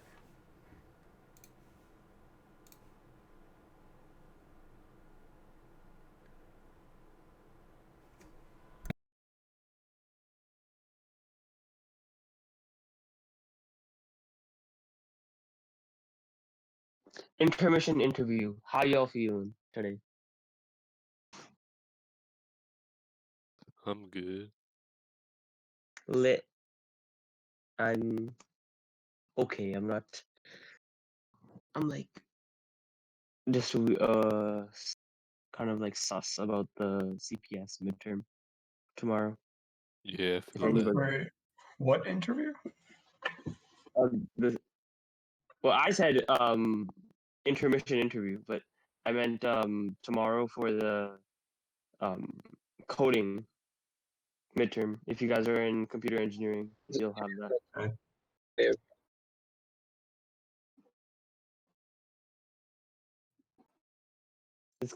I'm pretty sure, like, for the most part, everyone can get 100, but it's those small things that are gonna F us up so hard. Everyone's gonna get 100? Nice, dude. Wait, are you talking about the CPS midterm? Because I know damn well you're lying right there. No, I said Really everyone's gonna fast. get I said everyone's gonna get 100 if it wasn't for the small little things that I'll get you. It's Bro, it's easy. Like it's really how easy, you but saying? How you saying Just you're gonna get 100 when the small little things you're gonna trip up on the small little things, bro? You that's can't do literally, you bro. can't do Dude, You didn't the let me finish my entire sentence. test is the I small said little everyone things. would. I said everyone would get 100 if it wasn't for those small things. Oh, say Yeah, no more. Say no more. just Vikram. work under the assumption that there's no such thing as a typo. Yeah. Everything you see Bro, is what they meant to show you, and if they mark you poorly, then you can be like then you can go complain because you'd be like, hey, Mm-hmm. it's a Yeah. typo. I didn't know that. That's a fact. Bro, Vikram, the whole test is a small little thing that's gonna get you. Yeah. It's not even like a little bit, like one or two questions the whole test. Yeah. Because like my plan is because we're doing the midterm at 6. My plan is to get the math main test out of the way at 2. Oh Good no. luck with that, man. Yeah, I good luck. don't know if that's That's what I what would I'm choose, doing. but you do that, man. Okay. Yeah. You do you, yeah. Yo, look. Yo, how are you guys actually studying for CPS? I'm not. Yeah. I've been coding way too That's long to pretty like accurate. have to study here, but like the Legitimately, small things will be. for me, since it's my first time, it's not the coding part that's difficult. It's the theory part. So I'm just trying to get nail down the theory more than the application part, because the application part is like pretty simple. As long as you There get you the go. theory, you shouldn't do too bad. There you They're go. not testing Pretty if you much. can write code. They have to test if you understand the code, because they can't test you writing code. They're not doing that. It's multiple choice. No. But do you know How are how you on gonna the write if you don't quizzes they give you understand? oh, Oh, this is what the code is, I'm pretty what's sure the you output can. gonna be? You know that you already know that because of application. But then there's questions like, can you do a double input or something you know what I'm saying? Like stuff like that, some stupid stuff like that. That's like theory. You know what I'm trying to say? Yeah, I got you. Wait, can we go back and forth between questions? No.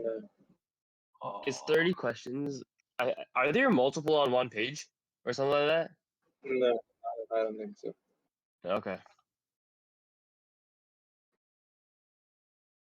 Does anyone else find the whole idea of proctoring, but then also adding oh, you can't go backwards on a test, kind of redundant? Bro, Yeah. the whole Yeah. proctoring What's camera the and point you in can't go back on the tests. test and also saying I can't go back? I feel like Wait, one of wait, but is but then again, if you have your camera on, what are they gonna see? Like, it's not like you're sharing your screen or some shit. No, but then that's like the proctoring. Like if you are sharing your screen, right? Like let's say you're sharing Yeah, your but screen. they're not making us share our screen on the CPS midterm. okay, but you're gonna look hella sus if you're typing on your keyboard at all. Well, you can just use your mouse, right? Do copy paste if you really want to. Like, wow, it's like they're not doing a good job. Like, you can't be like doing two different opposite things and like expect it to work and just be like, this is my reason when it don't work like that.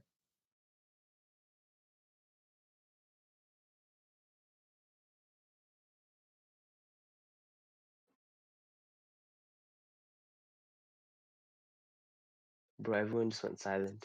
Oof. Oh yeah, everyone's just thinking about the midterm. Everyone got depressed at the exact same time. They're like, You made it like that was tomorrow. sorry Just chill, guys, no big deal. I didn't mean to. I didn't know it was so traumatic. It's okay, guys. We got this. We're gonna prove them all wrong. My Who TA says we can't get 100%? my, Who my says the TA class average can't be 100%? my Sorry, TA what? said that he saw the midterm and said that it's roughly the same difficulty as the study hall stuff or the practice whatever they gave. Thank God. So if you did that, you should be blessed. It's so weird having a class that gives us we get homework, I guess you could say, in a way, but we don't get there's no work for that class. There's the labs. But there's no like, there's not like a textbook per se. I think there is. If anyone knows if there's a textbook or not. I No don't idea. remember there being a I remember them saying that they don't use it, and I guess they don't. There's like nothing. There's no like, there's practice questions is the labs, and I guess the Yeah. midterm thing that they did, and that's it. Wait, can someone confirm we don't have labs, right? You mean this week Tomorrow? or Tomorrow? no? You don't Well, have sorry. labs this week. Yeah, this No week. Okay, labs yeah. at all. Because my lab's on Friday, so I was like, oof, if I have to wake up at 8 a.m. and do my lab, I'm gonna lose it.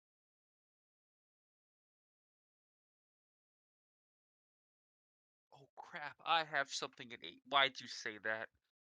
Oh, I'm not What going do you have to at 8 a.m. do that. tomorrow? I'm not. I forget. I don't remember what it is. I'm just not going to it. Whatever lecture it is, I'll watch the video.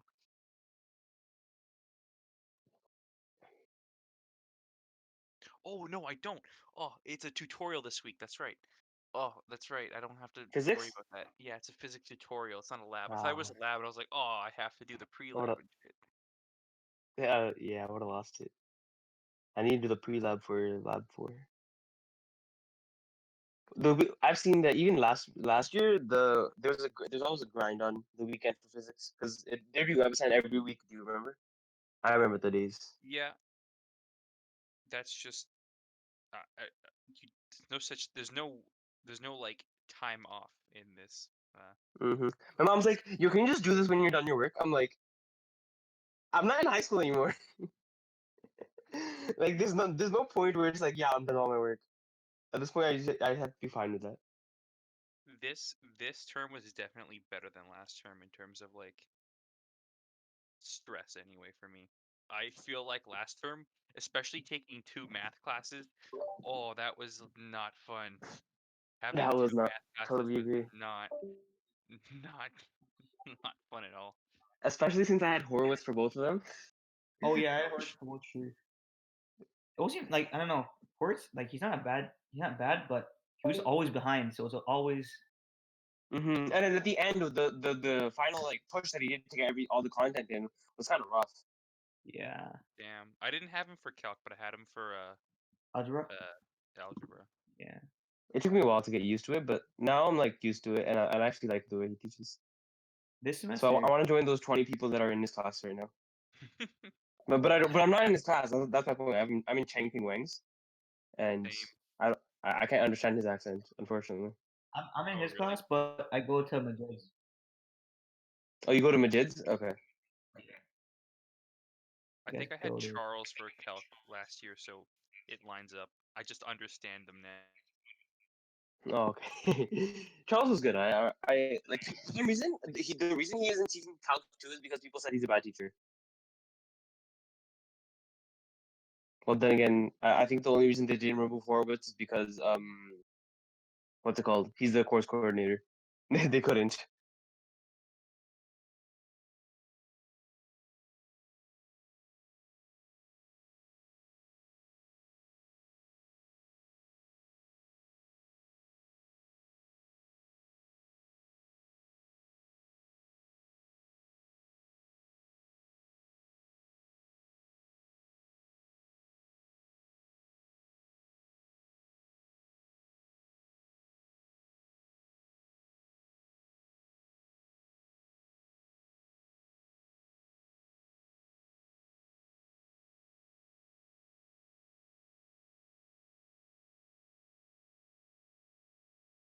Hello?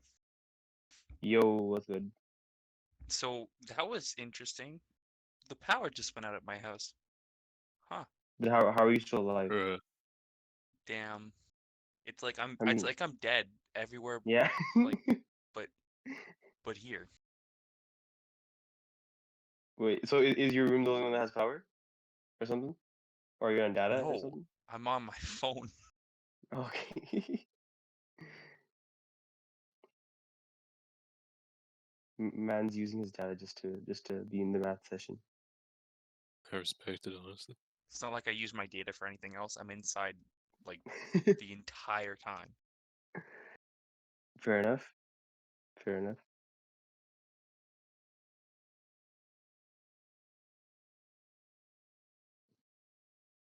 So how are you feeling about this math content? As long as this one's easier than this one.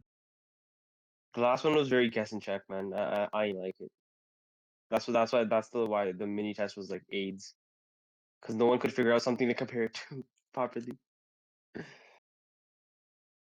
And then This one is then more our teacher straightforward. explained it to us afterwards, or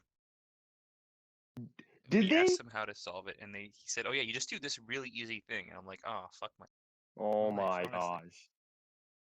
I was actually curious as to like I'm like, can we ask Horowitz to give us the solution to the question? Do you know? Well, I mean, he'll give you the solution. He releases the marks. Well, he did release the marks for the last one, right? Not for the one we just did though.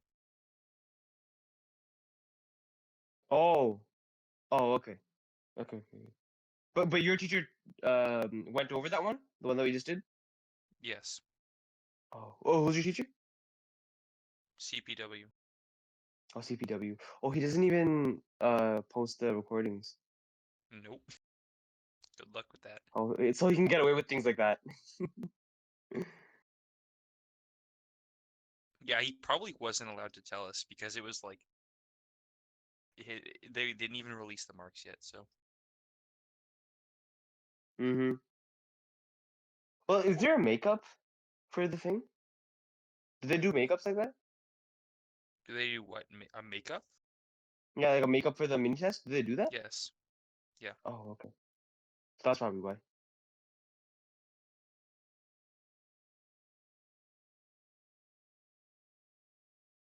I don't know. Like you have to have a reason though. They don't let you for no reason. Mm-hmm.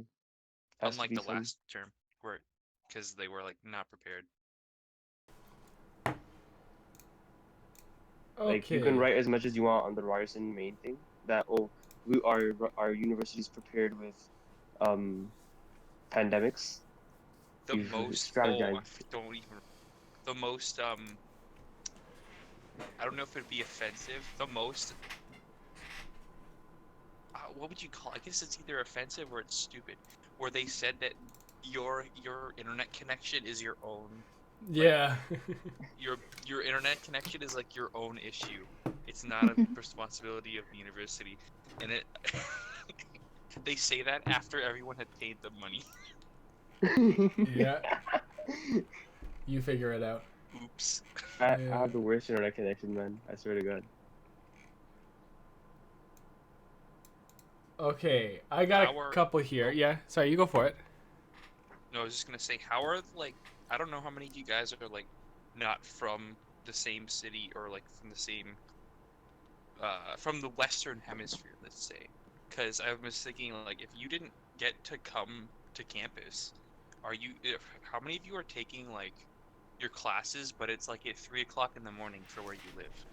Because that must I know a suck. few people that do that. Yeah, I know a few people that do that. That must suck quite a bit. 5 o'clock. It's 5 o'clock? 5 a.m.? Yeah, 5 a.m. Damn. Where are you? In Dubai. Oh, wow. Oh, exotic, eh? Hey, at least it's hot, man. At least it's hot. Yeah. Man's awake at 5 a.m. to watch Adam the Legendary. Yeah, like you gotta do all your tests and stuff at like You gotta 3 o'clock in the morning. You gotta continue the grind. Pardon? You gotta continue the grind. That's it. You gotta do the grind. Alright, let's get to it. Okay. Your sleep schedule just fully flips to be it's the same as U.S. Eastern. Yeah, so when you land here, you're not gonna get any jet lag. Yeah, exactly. That's good. True. Okay, so let's start with here. I have these 5 textbook questions that I chose to. I'll do them again here when I thought they were good. I thought they took a little bit of work. So, well, this one here. So this is in the ratio test. No, sorry, this is 5.5. So this is alternating series test. Oh, we don't have the ratio test yet. Okay, anyways. Oh, that is just E. Okay, never mind. I see how we did. So, okay, so this is the limit that we have here. So this is the series that we have here. So I want to see if this converges. So I'm going to do the alternating series test, which is just, choose our Bn to be n plus 1 over n to the n, right? And I just need the limit as n goes to infinity of bn. So first of all, is this decreasing actually? Let's just see if this is decreasing. Because if it's decreasing, then we have, then it's okay, whatever, you know, it's like, we can use the alternating series test. So let's see. I can do this by, well, as n gets bigger, this number here is going to be, let's just take a derivative. So bn is, another way to write that is n plus 1 to the n times n to the negative n. So bn prime is n times, oh no, this isn't going to be nice.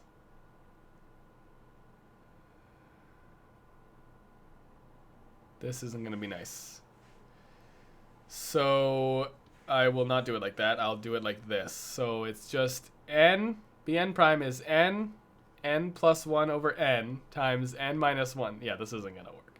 Derivative of the inside is derivative of the first one times the second one plus the first one times the derivative of the second one.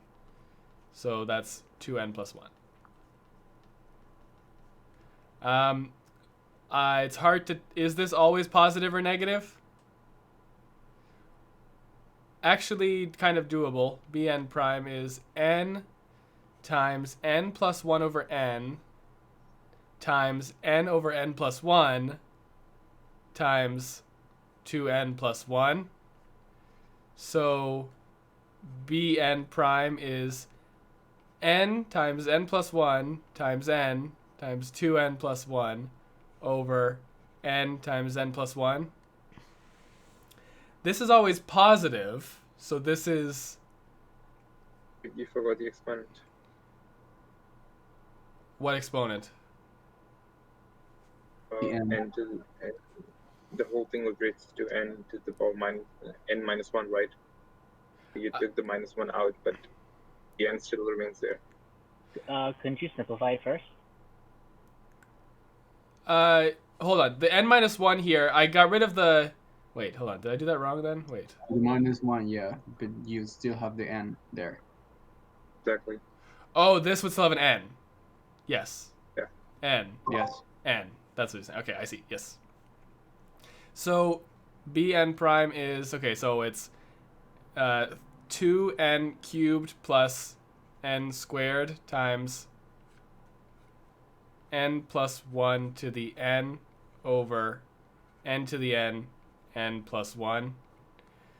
Okay, so everything looks positive here to me. So it looks like it's always increasing. So we can't use the alternating series test? I just want to make sure, is the internal derivative 2n plus 1? Well, let's just check. I guess we should check. N plus 1 over n. This is the same thing as... Oh, it's not. Okay. So that's why I shouldn't do things in my head. So this is n to the minus 1.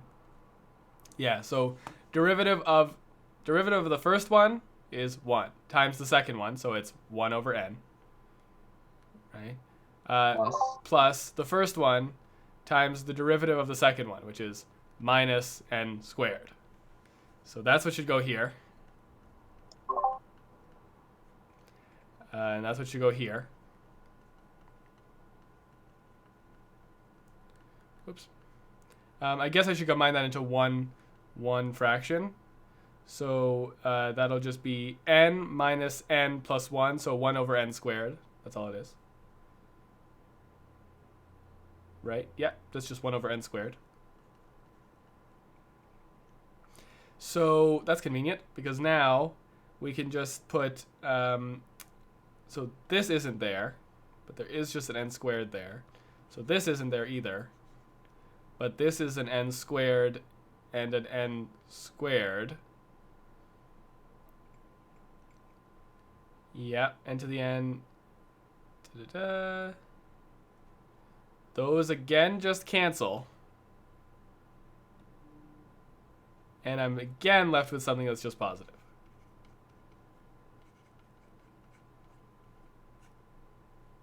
N plus 1, n to the n.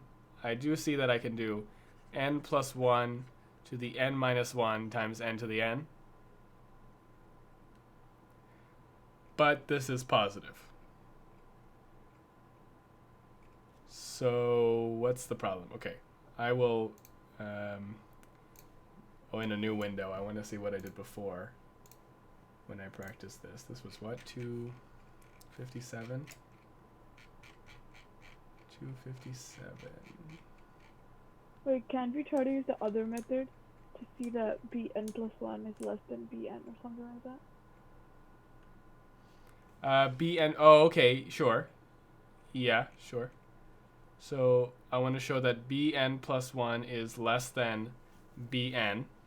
So that would be n plus 2 to the n plus 1 over n plus 1 is less than n plus 1 to the n over n. So, well, okay, n plus 2, n plus 1 greater than n plus 1 to the n times n plus 1. So that's n to the n plus 1. Oh yeah, okay, and then, oh no, there's a 2 there. Can we simplify and use the divergence test? What I want to show is that this is decreasing. Oh. That's what I want to show. Wait, but overall, we want to know if bn is convergent or divergent, right? Well, no, actually, bn we don't know. We don't need to know anything about bn. We need to know that the limit as n goes to infinity of bn is 0, but that's something to deal with after. We first need to know, before we can do the alternating series test, we need to know that it's decreasing. Right? So it's...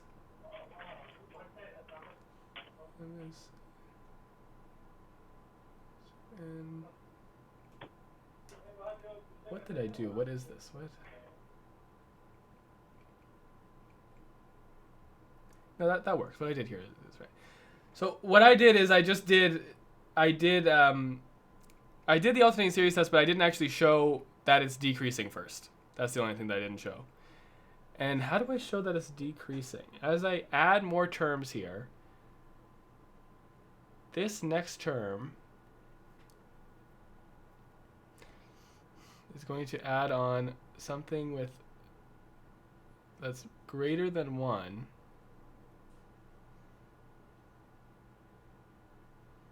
No, the next term. Are you trying to prove that b of n is decreasing? Yeah, bn, the sequence bn is decreasing. It doesn't. Then I can't just graph it on Desmos. Then I can't use the alternating series test. I guess so. So. If you simplify it, it becomes e. The limit becomes e, right? The limit becomes e. You're right, but the actual series. Yeah, but then it diverges. So, wouldn't that just mean it diverges? The fact that diverges, but if it's not decreasing, it's inconclusive. If it's not a decreasing thing, it's the alternating series test is inconclusive. Right? Can't we use our root test? Or apply the root test to our b of n? But again, the b sub n. Oh yeah. If we know that, let's go back to this table here. If we know that, where's the table? You passed it. It was below.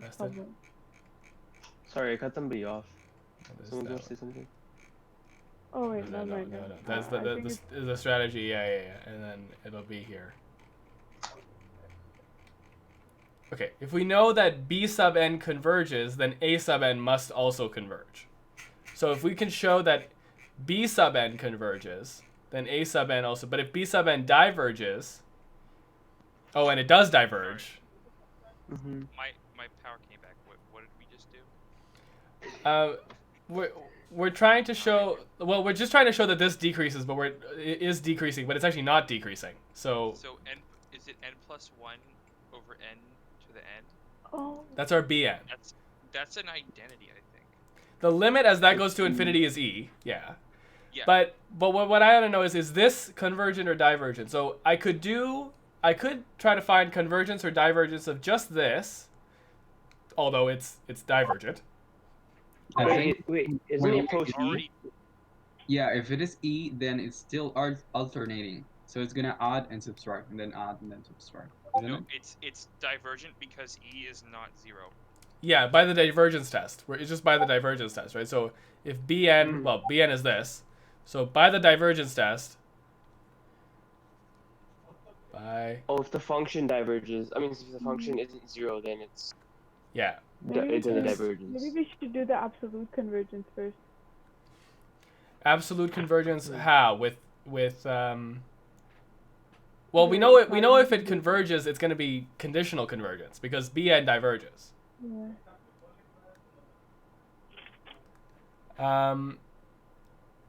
It's not in my notes for absolute convergence. He just did the absolute value of that, and then he just tried to do that. The alternating series test with the alternating series test. Yeah, it was alternating. But the condition for the alternating series test is that Bn has to be decreasing. No, he didn't do alternating series test. He just took the absolute value and then he did the comparison test. Okay, and he compared it. Let me. What did he do? Oh, he took the absolute value of that, and then he found a function that is greater than that, and then he did it by comparison test. Comparing to this whole function here, this whole thing like this. Yeah, with the absolute value though. With an absolute value. Yeah, that basically checks if it's absolutely convergent. You're just trying to find if it's absolutely convergent. But it's not absolutely. It's not absolutely convergent. It can't be. This one specifically is going to be conditionally convergent because our B of n diverges. Yeah. Right. It's going to be absolutely divergent because you have to find the limit of or B conditionally convergent. Hold on, but you can't be absolutely divergent. It's either just divergent or. Sorry, divergent. Yeah. So, so, and we do that by comparison. No, here it's conditionally convergent if it's convergent but not absolutely convergent. So we can use the comparison test to show it is not absolutely convergent. We already know it's not absolutely convergent though. It's not. How? Because Bn diverges. Bn diverges. Right? The Bn's here.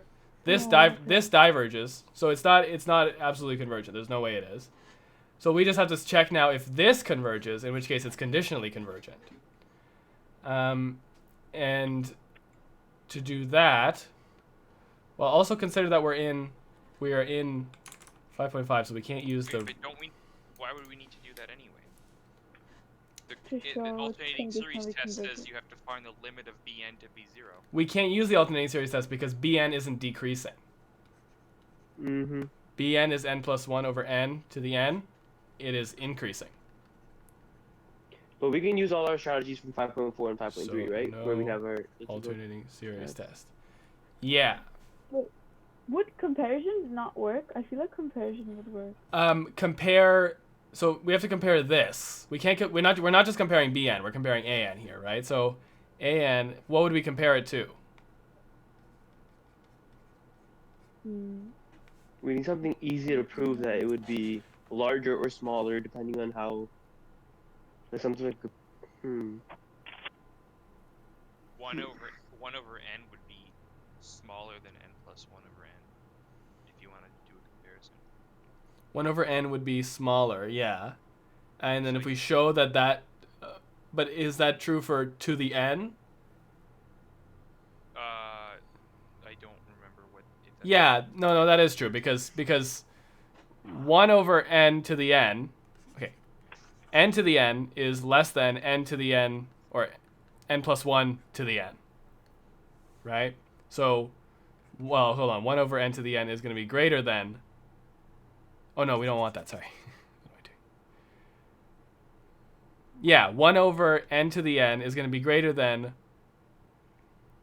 1 over n plus 1 to the n, and then No, I'm just showing that's greater than 1. That's all I'm about to show right now, so that's not helpful. Although, is it helpful? Wait, it's always greater than 1, but no, it's not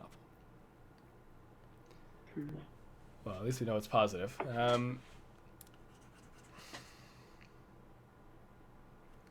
What is the textbook solution, I realize, actually? Let's see. Maybe they say... Don't they just have answers? Wait, you said you're gonna prove it's always greater than 1, right? Well, I don't. That's what I was about to do, but it wasn't really. Wouldn't that be fine for the comparison test? Isn't it, as long as it's not 0? Yeah, but it doesn't help us find something to compare it to. What is this? If it's... Yeah. Oh, I guess not.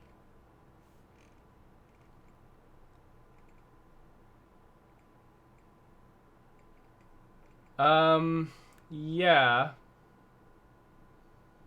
What? Hold on. 5 point... This is 257. State whether the following... 257. State whether the following series converge absolutely, conditionally, or not at all. That's a bad answer because the answer is it diverges because Bn diverges. But that's not true. It doesn't diverge because Bn diverges. It might still diverge, but not because Bn diverges. Because remember here, if Bn diverges, An could still converge, just conditionally. Should bring that chart back down. Why scroll up and down all the time? I'll put the chart here. But no. But Bn is just the absolute value of An. Yeah. And if the absolute value of An diverges, then that's it. You stop. That means no other test needs to be done. The whole series diverges. Not necessarily, because look, if Bn diverges, An could still converge. You'd be conditionally convergent. So you're gonna then do the limit. You're gonna do the alternating series test, and you're gonna have to find the limit of the absolute value of An. I can't do the alternating series test though. I can't do the alternating series test. Bn doesn't decrease. Bn doesn't decrease. Here's the issue we're running into. We haven't encountered an example from Horowitz's lectures that B of n increases. So Yeah. we don't know how to deal with it. I would say by the ratio test, but we can't do the ratio test. But if B Well, of we n could. increases, then it would be divergent, because it doesn't approach any value. It's not approaching a value, it's increasing, right? It's not decreasing. Well, we don't know. It's increasing. We don't know if it's approaching a value. I mean, it is approaching E. We know it's approaching E, but do we know that -1, the alternating series? The alternating series is not approaching E.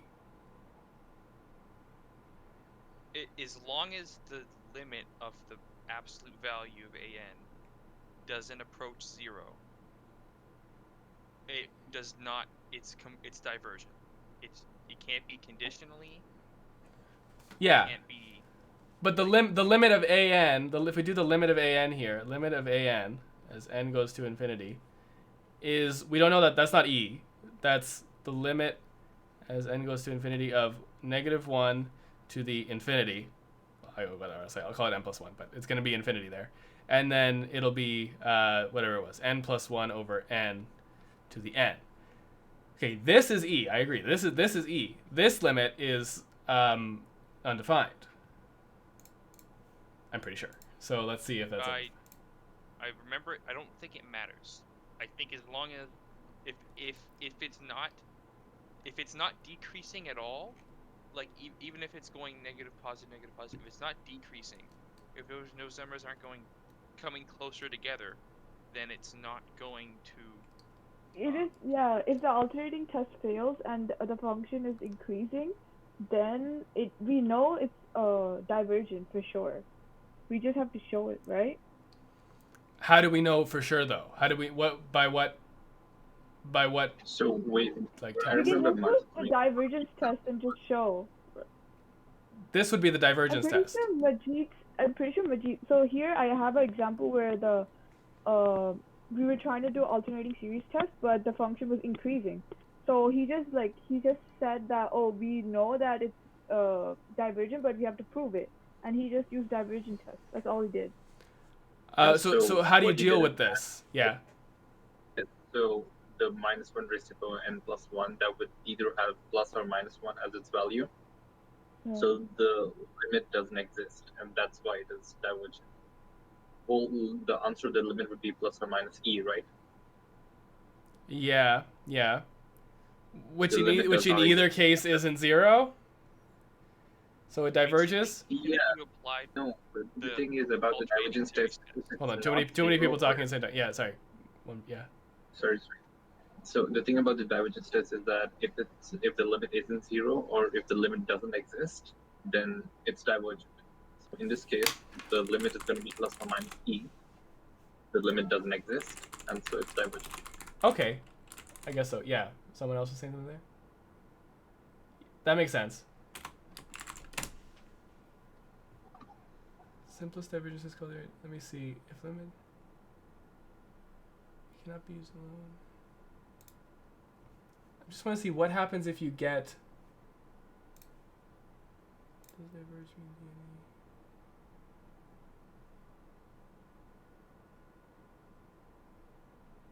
Okay. Okay, I see. Okay, so the consensus is it fails the divergence test. That's the consensus. It fails the divergence. I mean, it doesn't fail the divergence test, but divergence test means it's divergent because we get a limit of not 0. Therefore, by the divergence test, an diverges. And that's it, I guess. We don't have to do anything else. We can't do anything with the alternating series. We can't do anything with ratio or root tests. We can't do anything with anything else. That's the only option we have to say that, well, this limit doesn't exist. So I don't know if that exactly means, I don't know if that exactly, I can't even see if it's written here or anything. If you get it does not exist, I guess that's not 0. So I get, yeah, okay, I guess that's not 0. So it means that it definitely diverges. But also, what are the two options here? I mean, the limit as n goes to infinity, it's either plus or minus e, right? Because this is either plus or minus 1. So, yeah, so we have that this, and this is e, we have that it's just either plus or minus e, which neither of those cases are 0. So in any case, it's not 0, so it fails the divergence test, and that's it. No bn's, no an's. It's just you just do the divergence test. And I guess there you go. Not how I did it. I did it with the alternating series test, and I got the same answer, but of course that's wrong. But good thing we checked it. Yeah, like if the divergence test fails, that's the end of the question. Yeah. If it fails, yeah. It is just divergent. No other. Yeah, it is just divergent. It is just divergent. So yeah, there you go. Okay, 271. Let's take a look at 271. So 271 is yeah, okay, it's not too bad. I remember doing this one. So sum n goes from 1 to infinity of -1 to the n plus 1 times 1 over root n minus 1 over root n plus 1. So it's an alternating series. I can choose my bn's to be 1 over root n minus 1 over root n plus 1. I want to be able to determine convergence or divergence of this. I mean, of this one here, because if this, or sorry, is this decreasing first of all? So to tell if it's increasing or decreasing, you know what? I'll open my other window to see how I did this one too. What did I just say? 271. Have it here. Yeah. So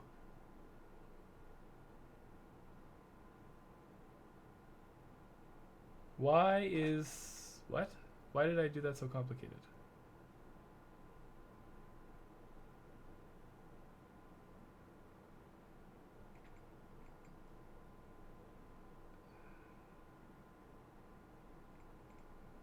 Why did I do that such a complicated way?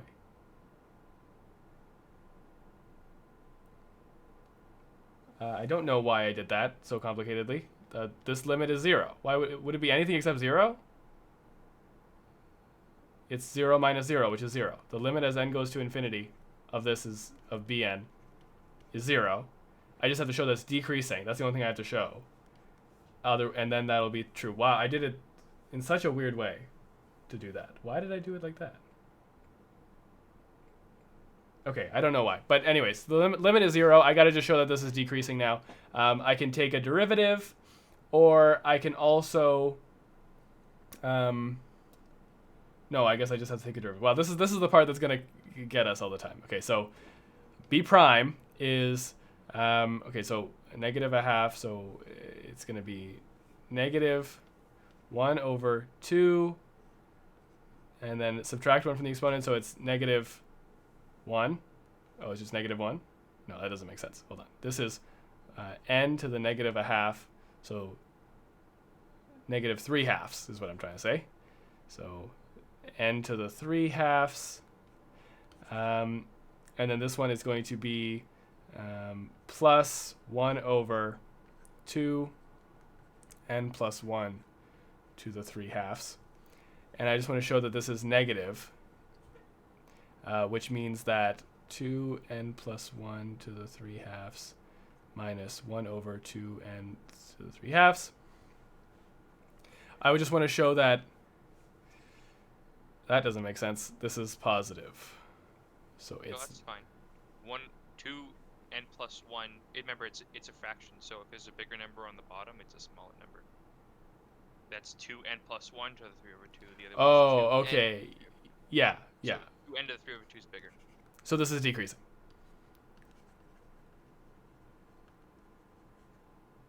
Yeah, this is decreasing because that's a bigger number that we're subtracting. Okay, it's decreasing. Limit is 0. Therefore, therefore an converges. Okay, but does it converge absolutely or conditionally? So to do that, we have to figure out, does this converge or not? This right here, does Bn converge? So Bn is 1 over root n minus 1 over root n plus 1. So does this converge or diverge? Because if it does, if it converges, then then an converges absolutely. If it diverges, then an converges conditionally. So to do this, well, we need to, do whatever test we want to do. It would be convenient to put this in another form. It would be convenient if these were the same fraction, right? Or if this was just, in a simpler form. Because right now, I don't know what I would do. Limit is 0, so it fails the divergence test. I can't do the integral test. I mean, I guess I could. It has to be continuous, positive. This is a question. But could you do the comparison test with this and just say 1 over root n minus 1 over root n plus 1 is smaller than just 1 over root n? Is smaller. It is smaller, but you're comparing it to 1 over root n. 1 over root n diverges. Okay, that'd be smaller. That's right. Right. So then you would not be. Isn't this technically a telescopic series? Yes. Yes. Yes, you're right. So then it converges technically, doesn't it? Converges. Yep. It's telescoping. Yeah. And that's it. It's telescoping. That's all you need to do. So it converges, and since that converges, this converges absolutely. Yep. Okay, we're good. That's it. There you go. That's everything. So again, not how I did it before, but that's fine. Did I write 273 here? I didn't mean to write 273 here. No, we're not doing 273. 279 is 279 is this one. Although I did this one. Yeah, 270. Oh wait, I did all of these, but I mean, I did this one. I don't think I remember it being too hard, but let's see. N equals 1 is for sine n pi over 2 sine 1 over n. Okay, this is our series to determine convergence divergence for. So what we have to do is recognize that, okay, what's sine n pi over 2? So sine of 0 is 0, right? Sine of 0 is 0. So so we're just evaluating the sine n pi over 2 bit, right? For n equals 0, we get 0. For n equals 1, we get 1. For n equals 2, it's going to be sine of pi. Sine of pi is 0. N equals 3, we get -1. N equals 4, we get 0. N equals 5, we get 1, and so on. Right? So that keeps going like that. So in general, the partial sums, the kth partial sum, or even just S actually, is equal to, so what is it equal to? Well, it's equal to, so the first term is not there. The second term is just sine 1 over 1, sine 1 over 1, plus the next term is not there. The third term is there, so minus sine 1 over 3. Next term is going to be 1 over 5 plus sine 1 over 5. And I can just already guess that the next one is going to be minus sine 1 over 7. Dot, dot, dot.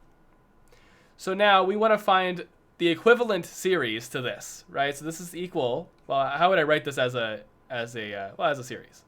So the sum n goes from 0 or 1, I guess 1, to infinity of, well, it's going to be sine of 1 over what? 1, 3, 5, 2. Well, that's 2n minus 1. Right? Starting at 1. So 2 minus 1 is 1. 4 minus 1 is 3. 2 times 3 is 6 minus 1. Yep, 2n minus 1. So this is equivalent. This is equivalent. This new series that I just created here. This is an equivalent series. So n equals 1 to infinity. Whoop.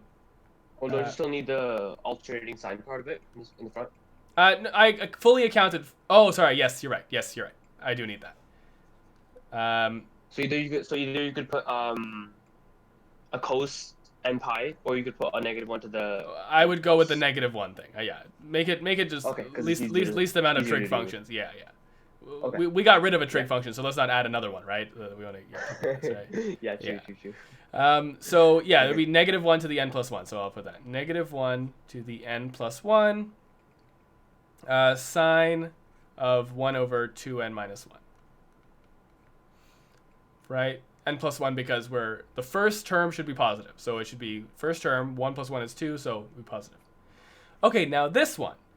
We can do the alternating series test for this one, right? So because we can take, this isn't decreasing.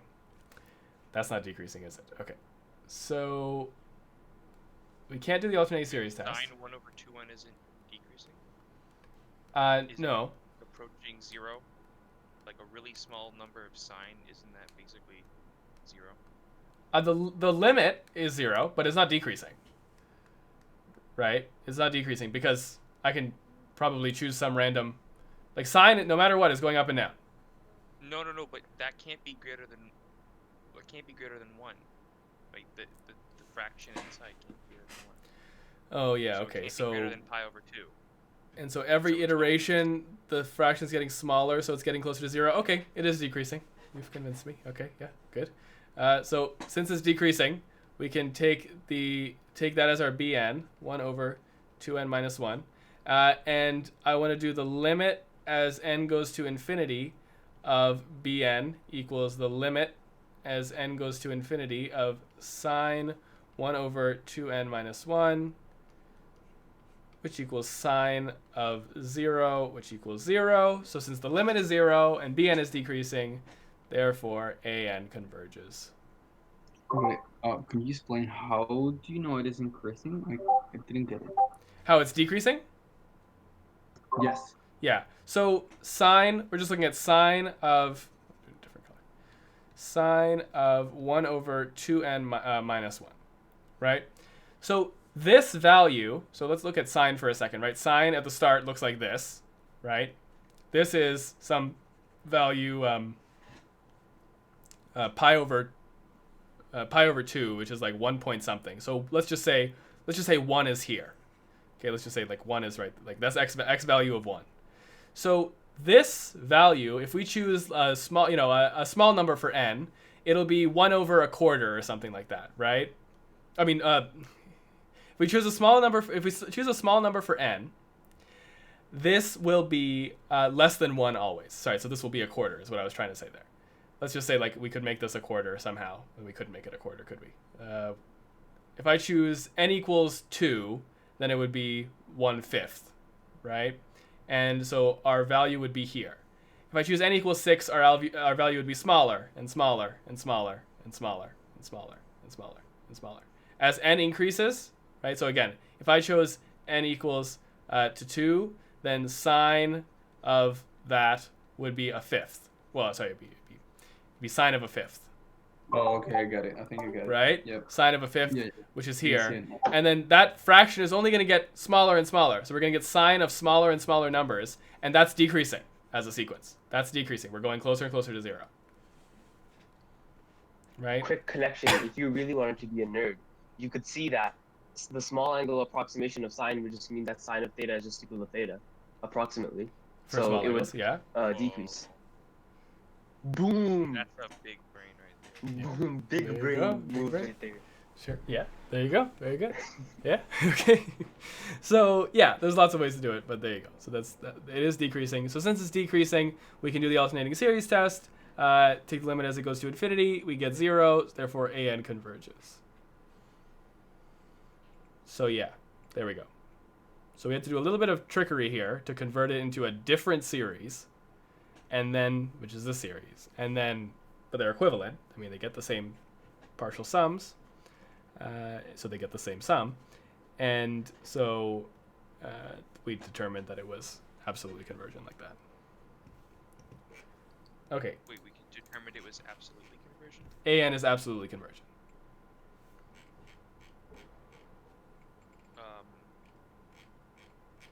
How did we prove that? We didn't do... The result of the alternating series test. Oh, sorry, did I make a mistake there? Yeah, I made a mistake there. That was AST. Yeah. Yeah, it just converges. It doesn't converge absolutely. Sorry. It just converges. So does it converge absolutely? Well, does BN converge? BN doesn't converge. Sine of... Does it converge? The limit is... Wait, are we actually supposed to use a small angle approximation? I don't think so. So if I have bn, okay, so now let's see, does the sequence sine 1 over 2n minus 1, does that converge or diverge? So, well, again, we are adding smaller and smaller numbers each time. The limit as n goes to infinity is 0, so divergence test fails. I don't want to integrate. It's a trig function, so what do we do? It's bounded. You know it converges because it's bounded and decreasing. It's always... Oh, it's decreasing. You're right. It is decreasing, yeah. It has to be greater than 0 or 0 and less than 1. Yes, you're right. So this is bounded and decreasing. Therefore, Bn converges. Therefore, this converges absolutely. That's for sequences, no? It being bounded and decreasing. I don't remember. I just remember there's being something. Yeah, that is something. But the partial sums... No. Yeah, hold on. No. The sequence converges. But the sequence can converge, but the partial sums don't have to. Never mind. Yeah, okay, hold on. Erase this again. I think that's for sequences. Yeah. So... Now that I think about it. Yeah. I just remember that being a rule, though. Me too. So... Sine... How do we determine if this converges or diverges? We don't have anything to compare it to. We can take the limit, but limit isn't helpful. We can do... Wait, I have a like, so I'm trying to find if it converges or diverges, right? I think I have a way. Okay, yeah. Okay, this might not be like the most logical way, like not the most like structured way, but I was thinking for this one to do. You know, like since it's 1 over 2 and minus 1, right? Yeah. So like if you do that and you take the limit of it and approaches infinity, that's gonna get smaller and smaller and smaller. And it's gonna become basically sine equal of 0, which is gonna be just 0. Yeah. Yeah, Can but we not do that, or but that's you're doing the divergence test there, right? You're doing the divergence test. You're just taking the limit as n goes to infinity. But the divergence test, if you get 0, then it's inconclusive. okay, because it made logically sense to me, but then I guess I was logically doing the divergence test back. Yeah, you're doing yeah, and so it converges. I have no idea if this is true, but it sounds like it could be. For small values of like, is sine of any angle always smaller? No, it can't always be smaller than angle. But like, would 1/2n minus 1 be a larger sequence than sine 1/2n minus 1? I actually have no idea if that could be true, but it sounds like it could. It sounds like it could be true. Wait, I don't think so, because isn't 1/2n minus 1 approaching 0, and like sine is probably like 1, 0, 1, 0, so like isn't sine gonna But it's actually this is going to approach 0 because this value isn't going to infinity. This is going to 0. So this gets closer and closer to 0. So remember the sine graph. This is going to get closer and closer to 0 like this. But yeah, 1/n is also approaching 0, so that's a problem. I do see how to do it. I can see my writing from before, although I don't think I came up with this. But the solution is that you take this and you compare it to 1/n. And you do the limit comparison test to compare it to 1/n. So let's try that. Limit comparison test. So we take the limit as n goes to infinity of sine 1/2n minus 1 over 1/n. And then you do L'Hopital's rule here. And just to be clear here also, we can prove that this is decreasing by just taking a derivative. Again, I don't know, I always forget you can take a derivative. Show the derivative is negative. That will work. And then, so with L'Hopital's rule, this is equal to the limit as n approaches infinity of, so it's going to be, I just read it off my screen here, negative cos 1/2n minus 1 minus 1, 2/2n minus 1 squared. Over, wait, what? I didn't do L'Hopital's rule properly? No, I think I did, I just didn't.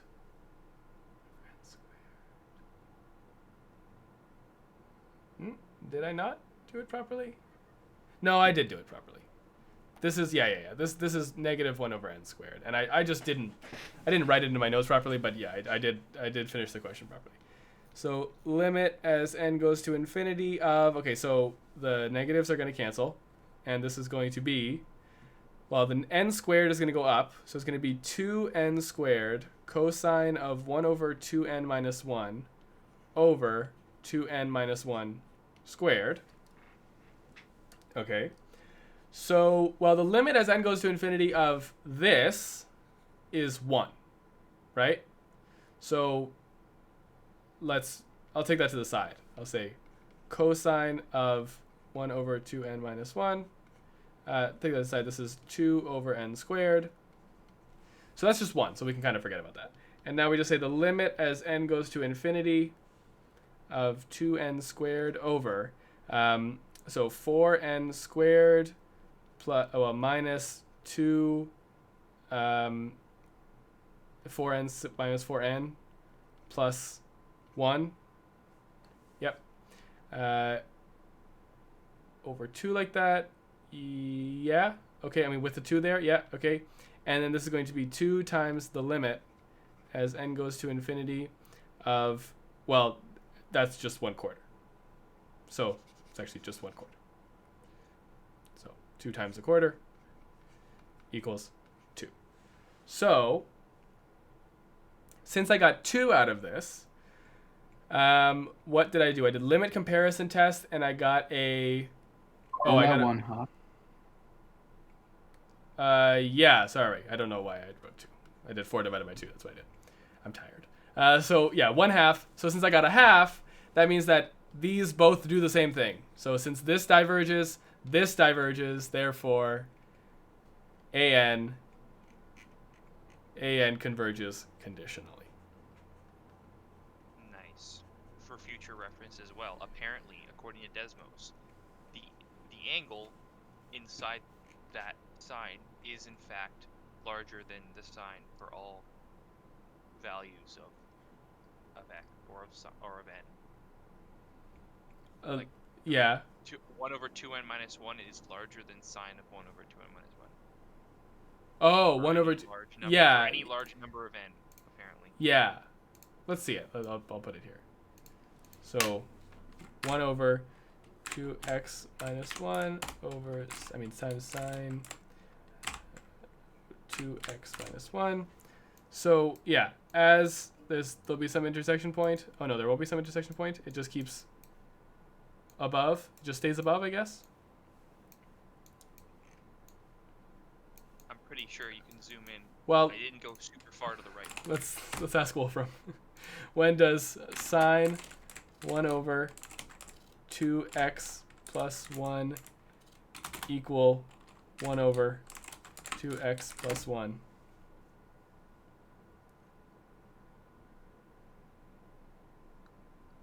So yes, there is a numerical solution at 1.3 with 1.306 times 10 to the 12.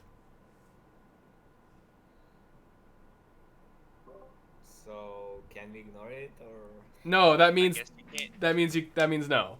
You means you can't because it does eventually. It does eventually cross. So there you go. At trillion. It's some trillion number. Yes, big number.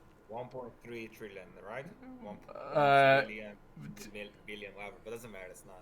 Trillion. Yeah, 1.3 trillion. Yeah, that's right. Okay. Well, anyway, so we can't do that. So that works. Okay. Let's do. I have one more question planned from the textbook. So let's go ahead and do that, I guess. And that'll be everything for today. So 331 from the textbook. Let's see how hard it is. 331 is. Oh, did I do this one? Wait, this is 5.6. Oh, sorry, this is 5.6. That last question was 5.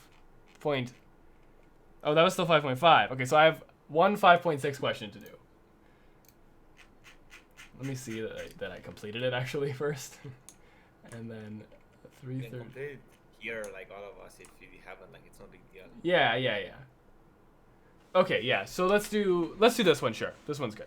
So it's essentially the sum for to infinity n equals 1 of n over 2 to the n. That's it. N over 2 to the n. Okay. So this is in our root test and our ratio test part, right? So let's try the root test because we have an exponent, an n in the exponent here, right? So the root test would give me the limit as n goes to infinity of the nth root of the absolute value of n over 2n. Okay.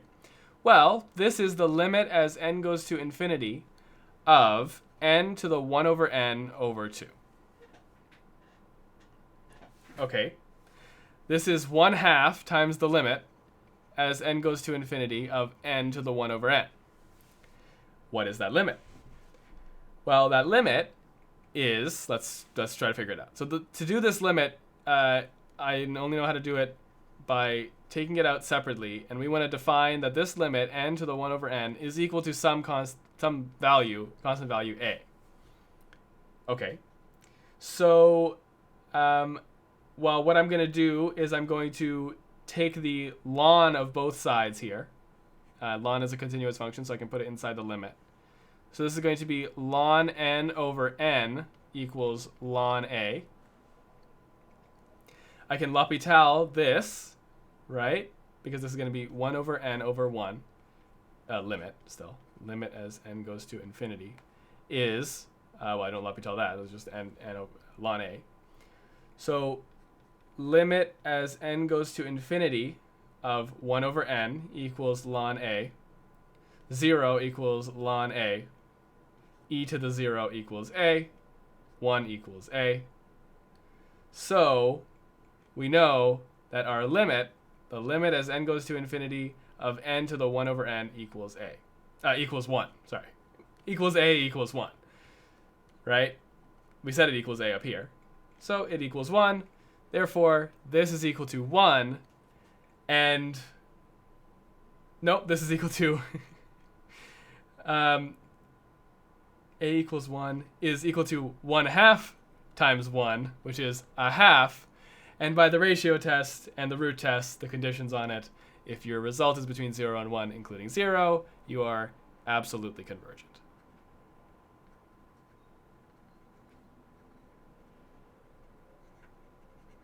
And there you go. Let's go. Ready for the mini test. All right. That's our last question for today. I think we are ready for the mini test. I think that's good. How does everybody feel before we sign up? I'm here for a few more minutes for any more questions. Yeah? Yeah? Yeah. Good. Yep. I think I'll definitely ace the mini test. I think you will fun. Yeah, I think you will. Yeah, it's not that complicated. Just like 4 tests, I think. Yeah. Yeah. Well, yes, that's true. That's true. It is only a few tests. It's Is it 1 question or 2 questions? I don't know, and he said he's not going to tell us in advance anymore, so we don't know. Oh, that's a Horowitz move right there. So we don't know. He realized our grades were way too high, so he had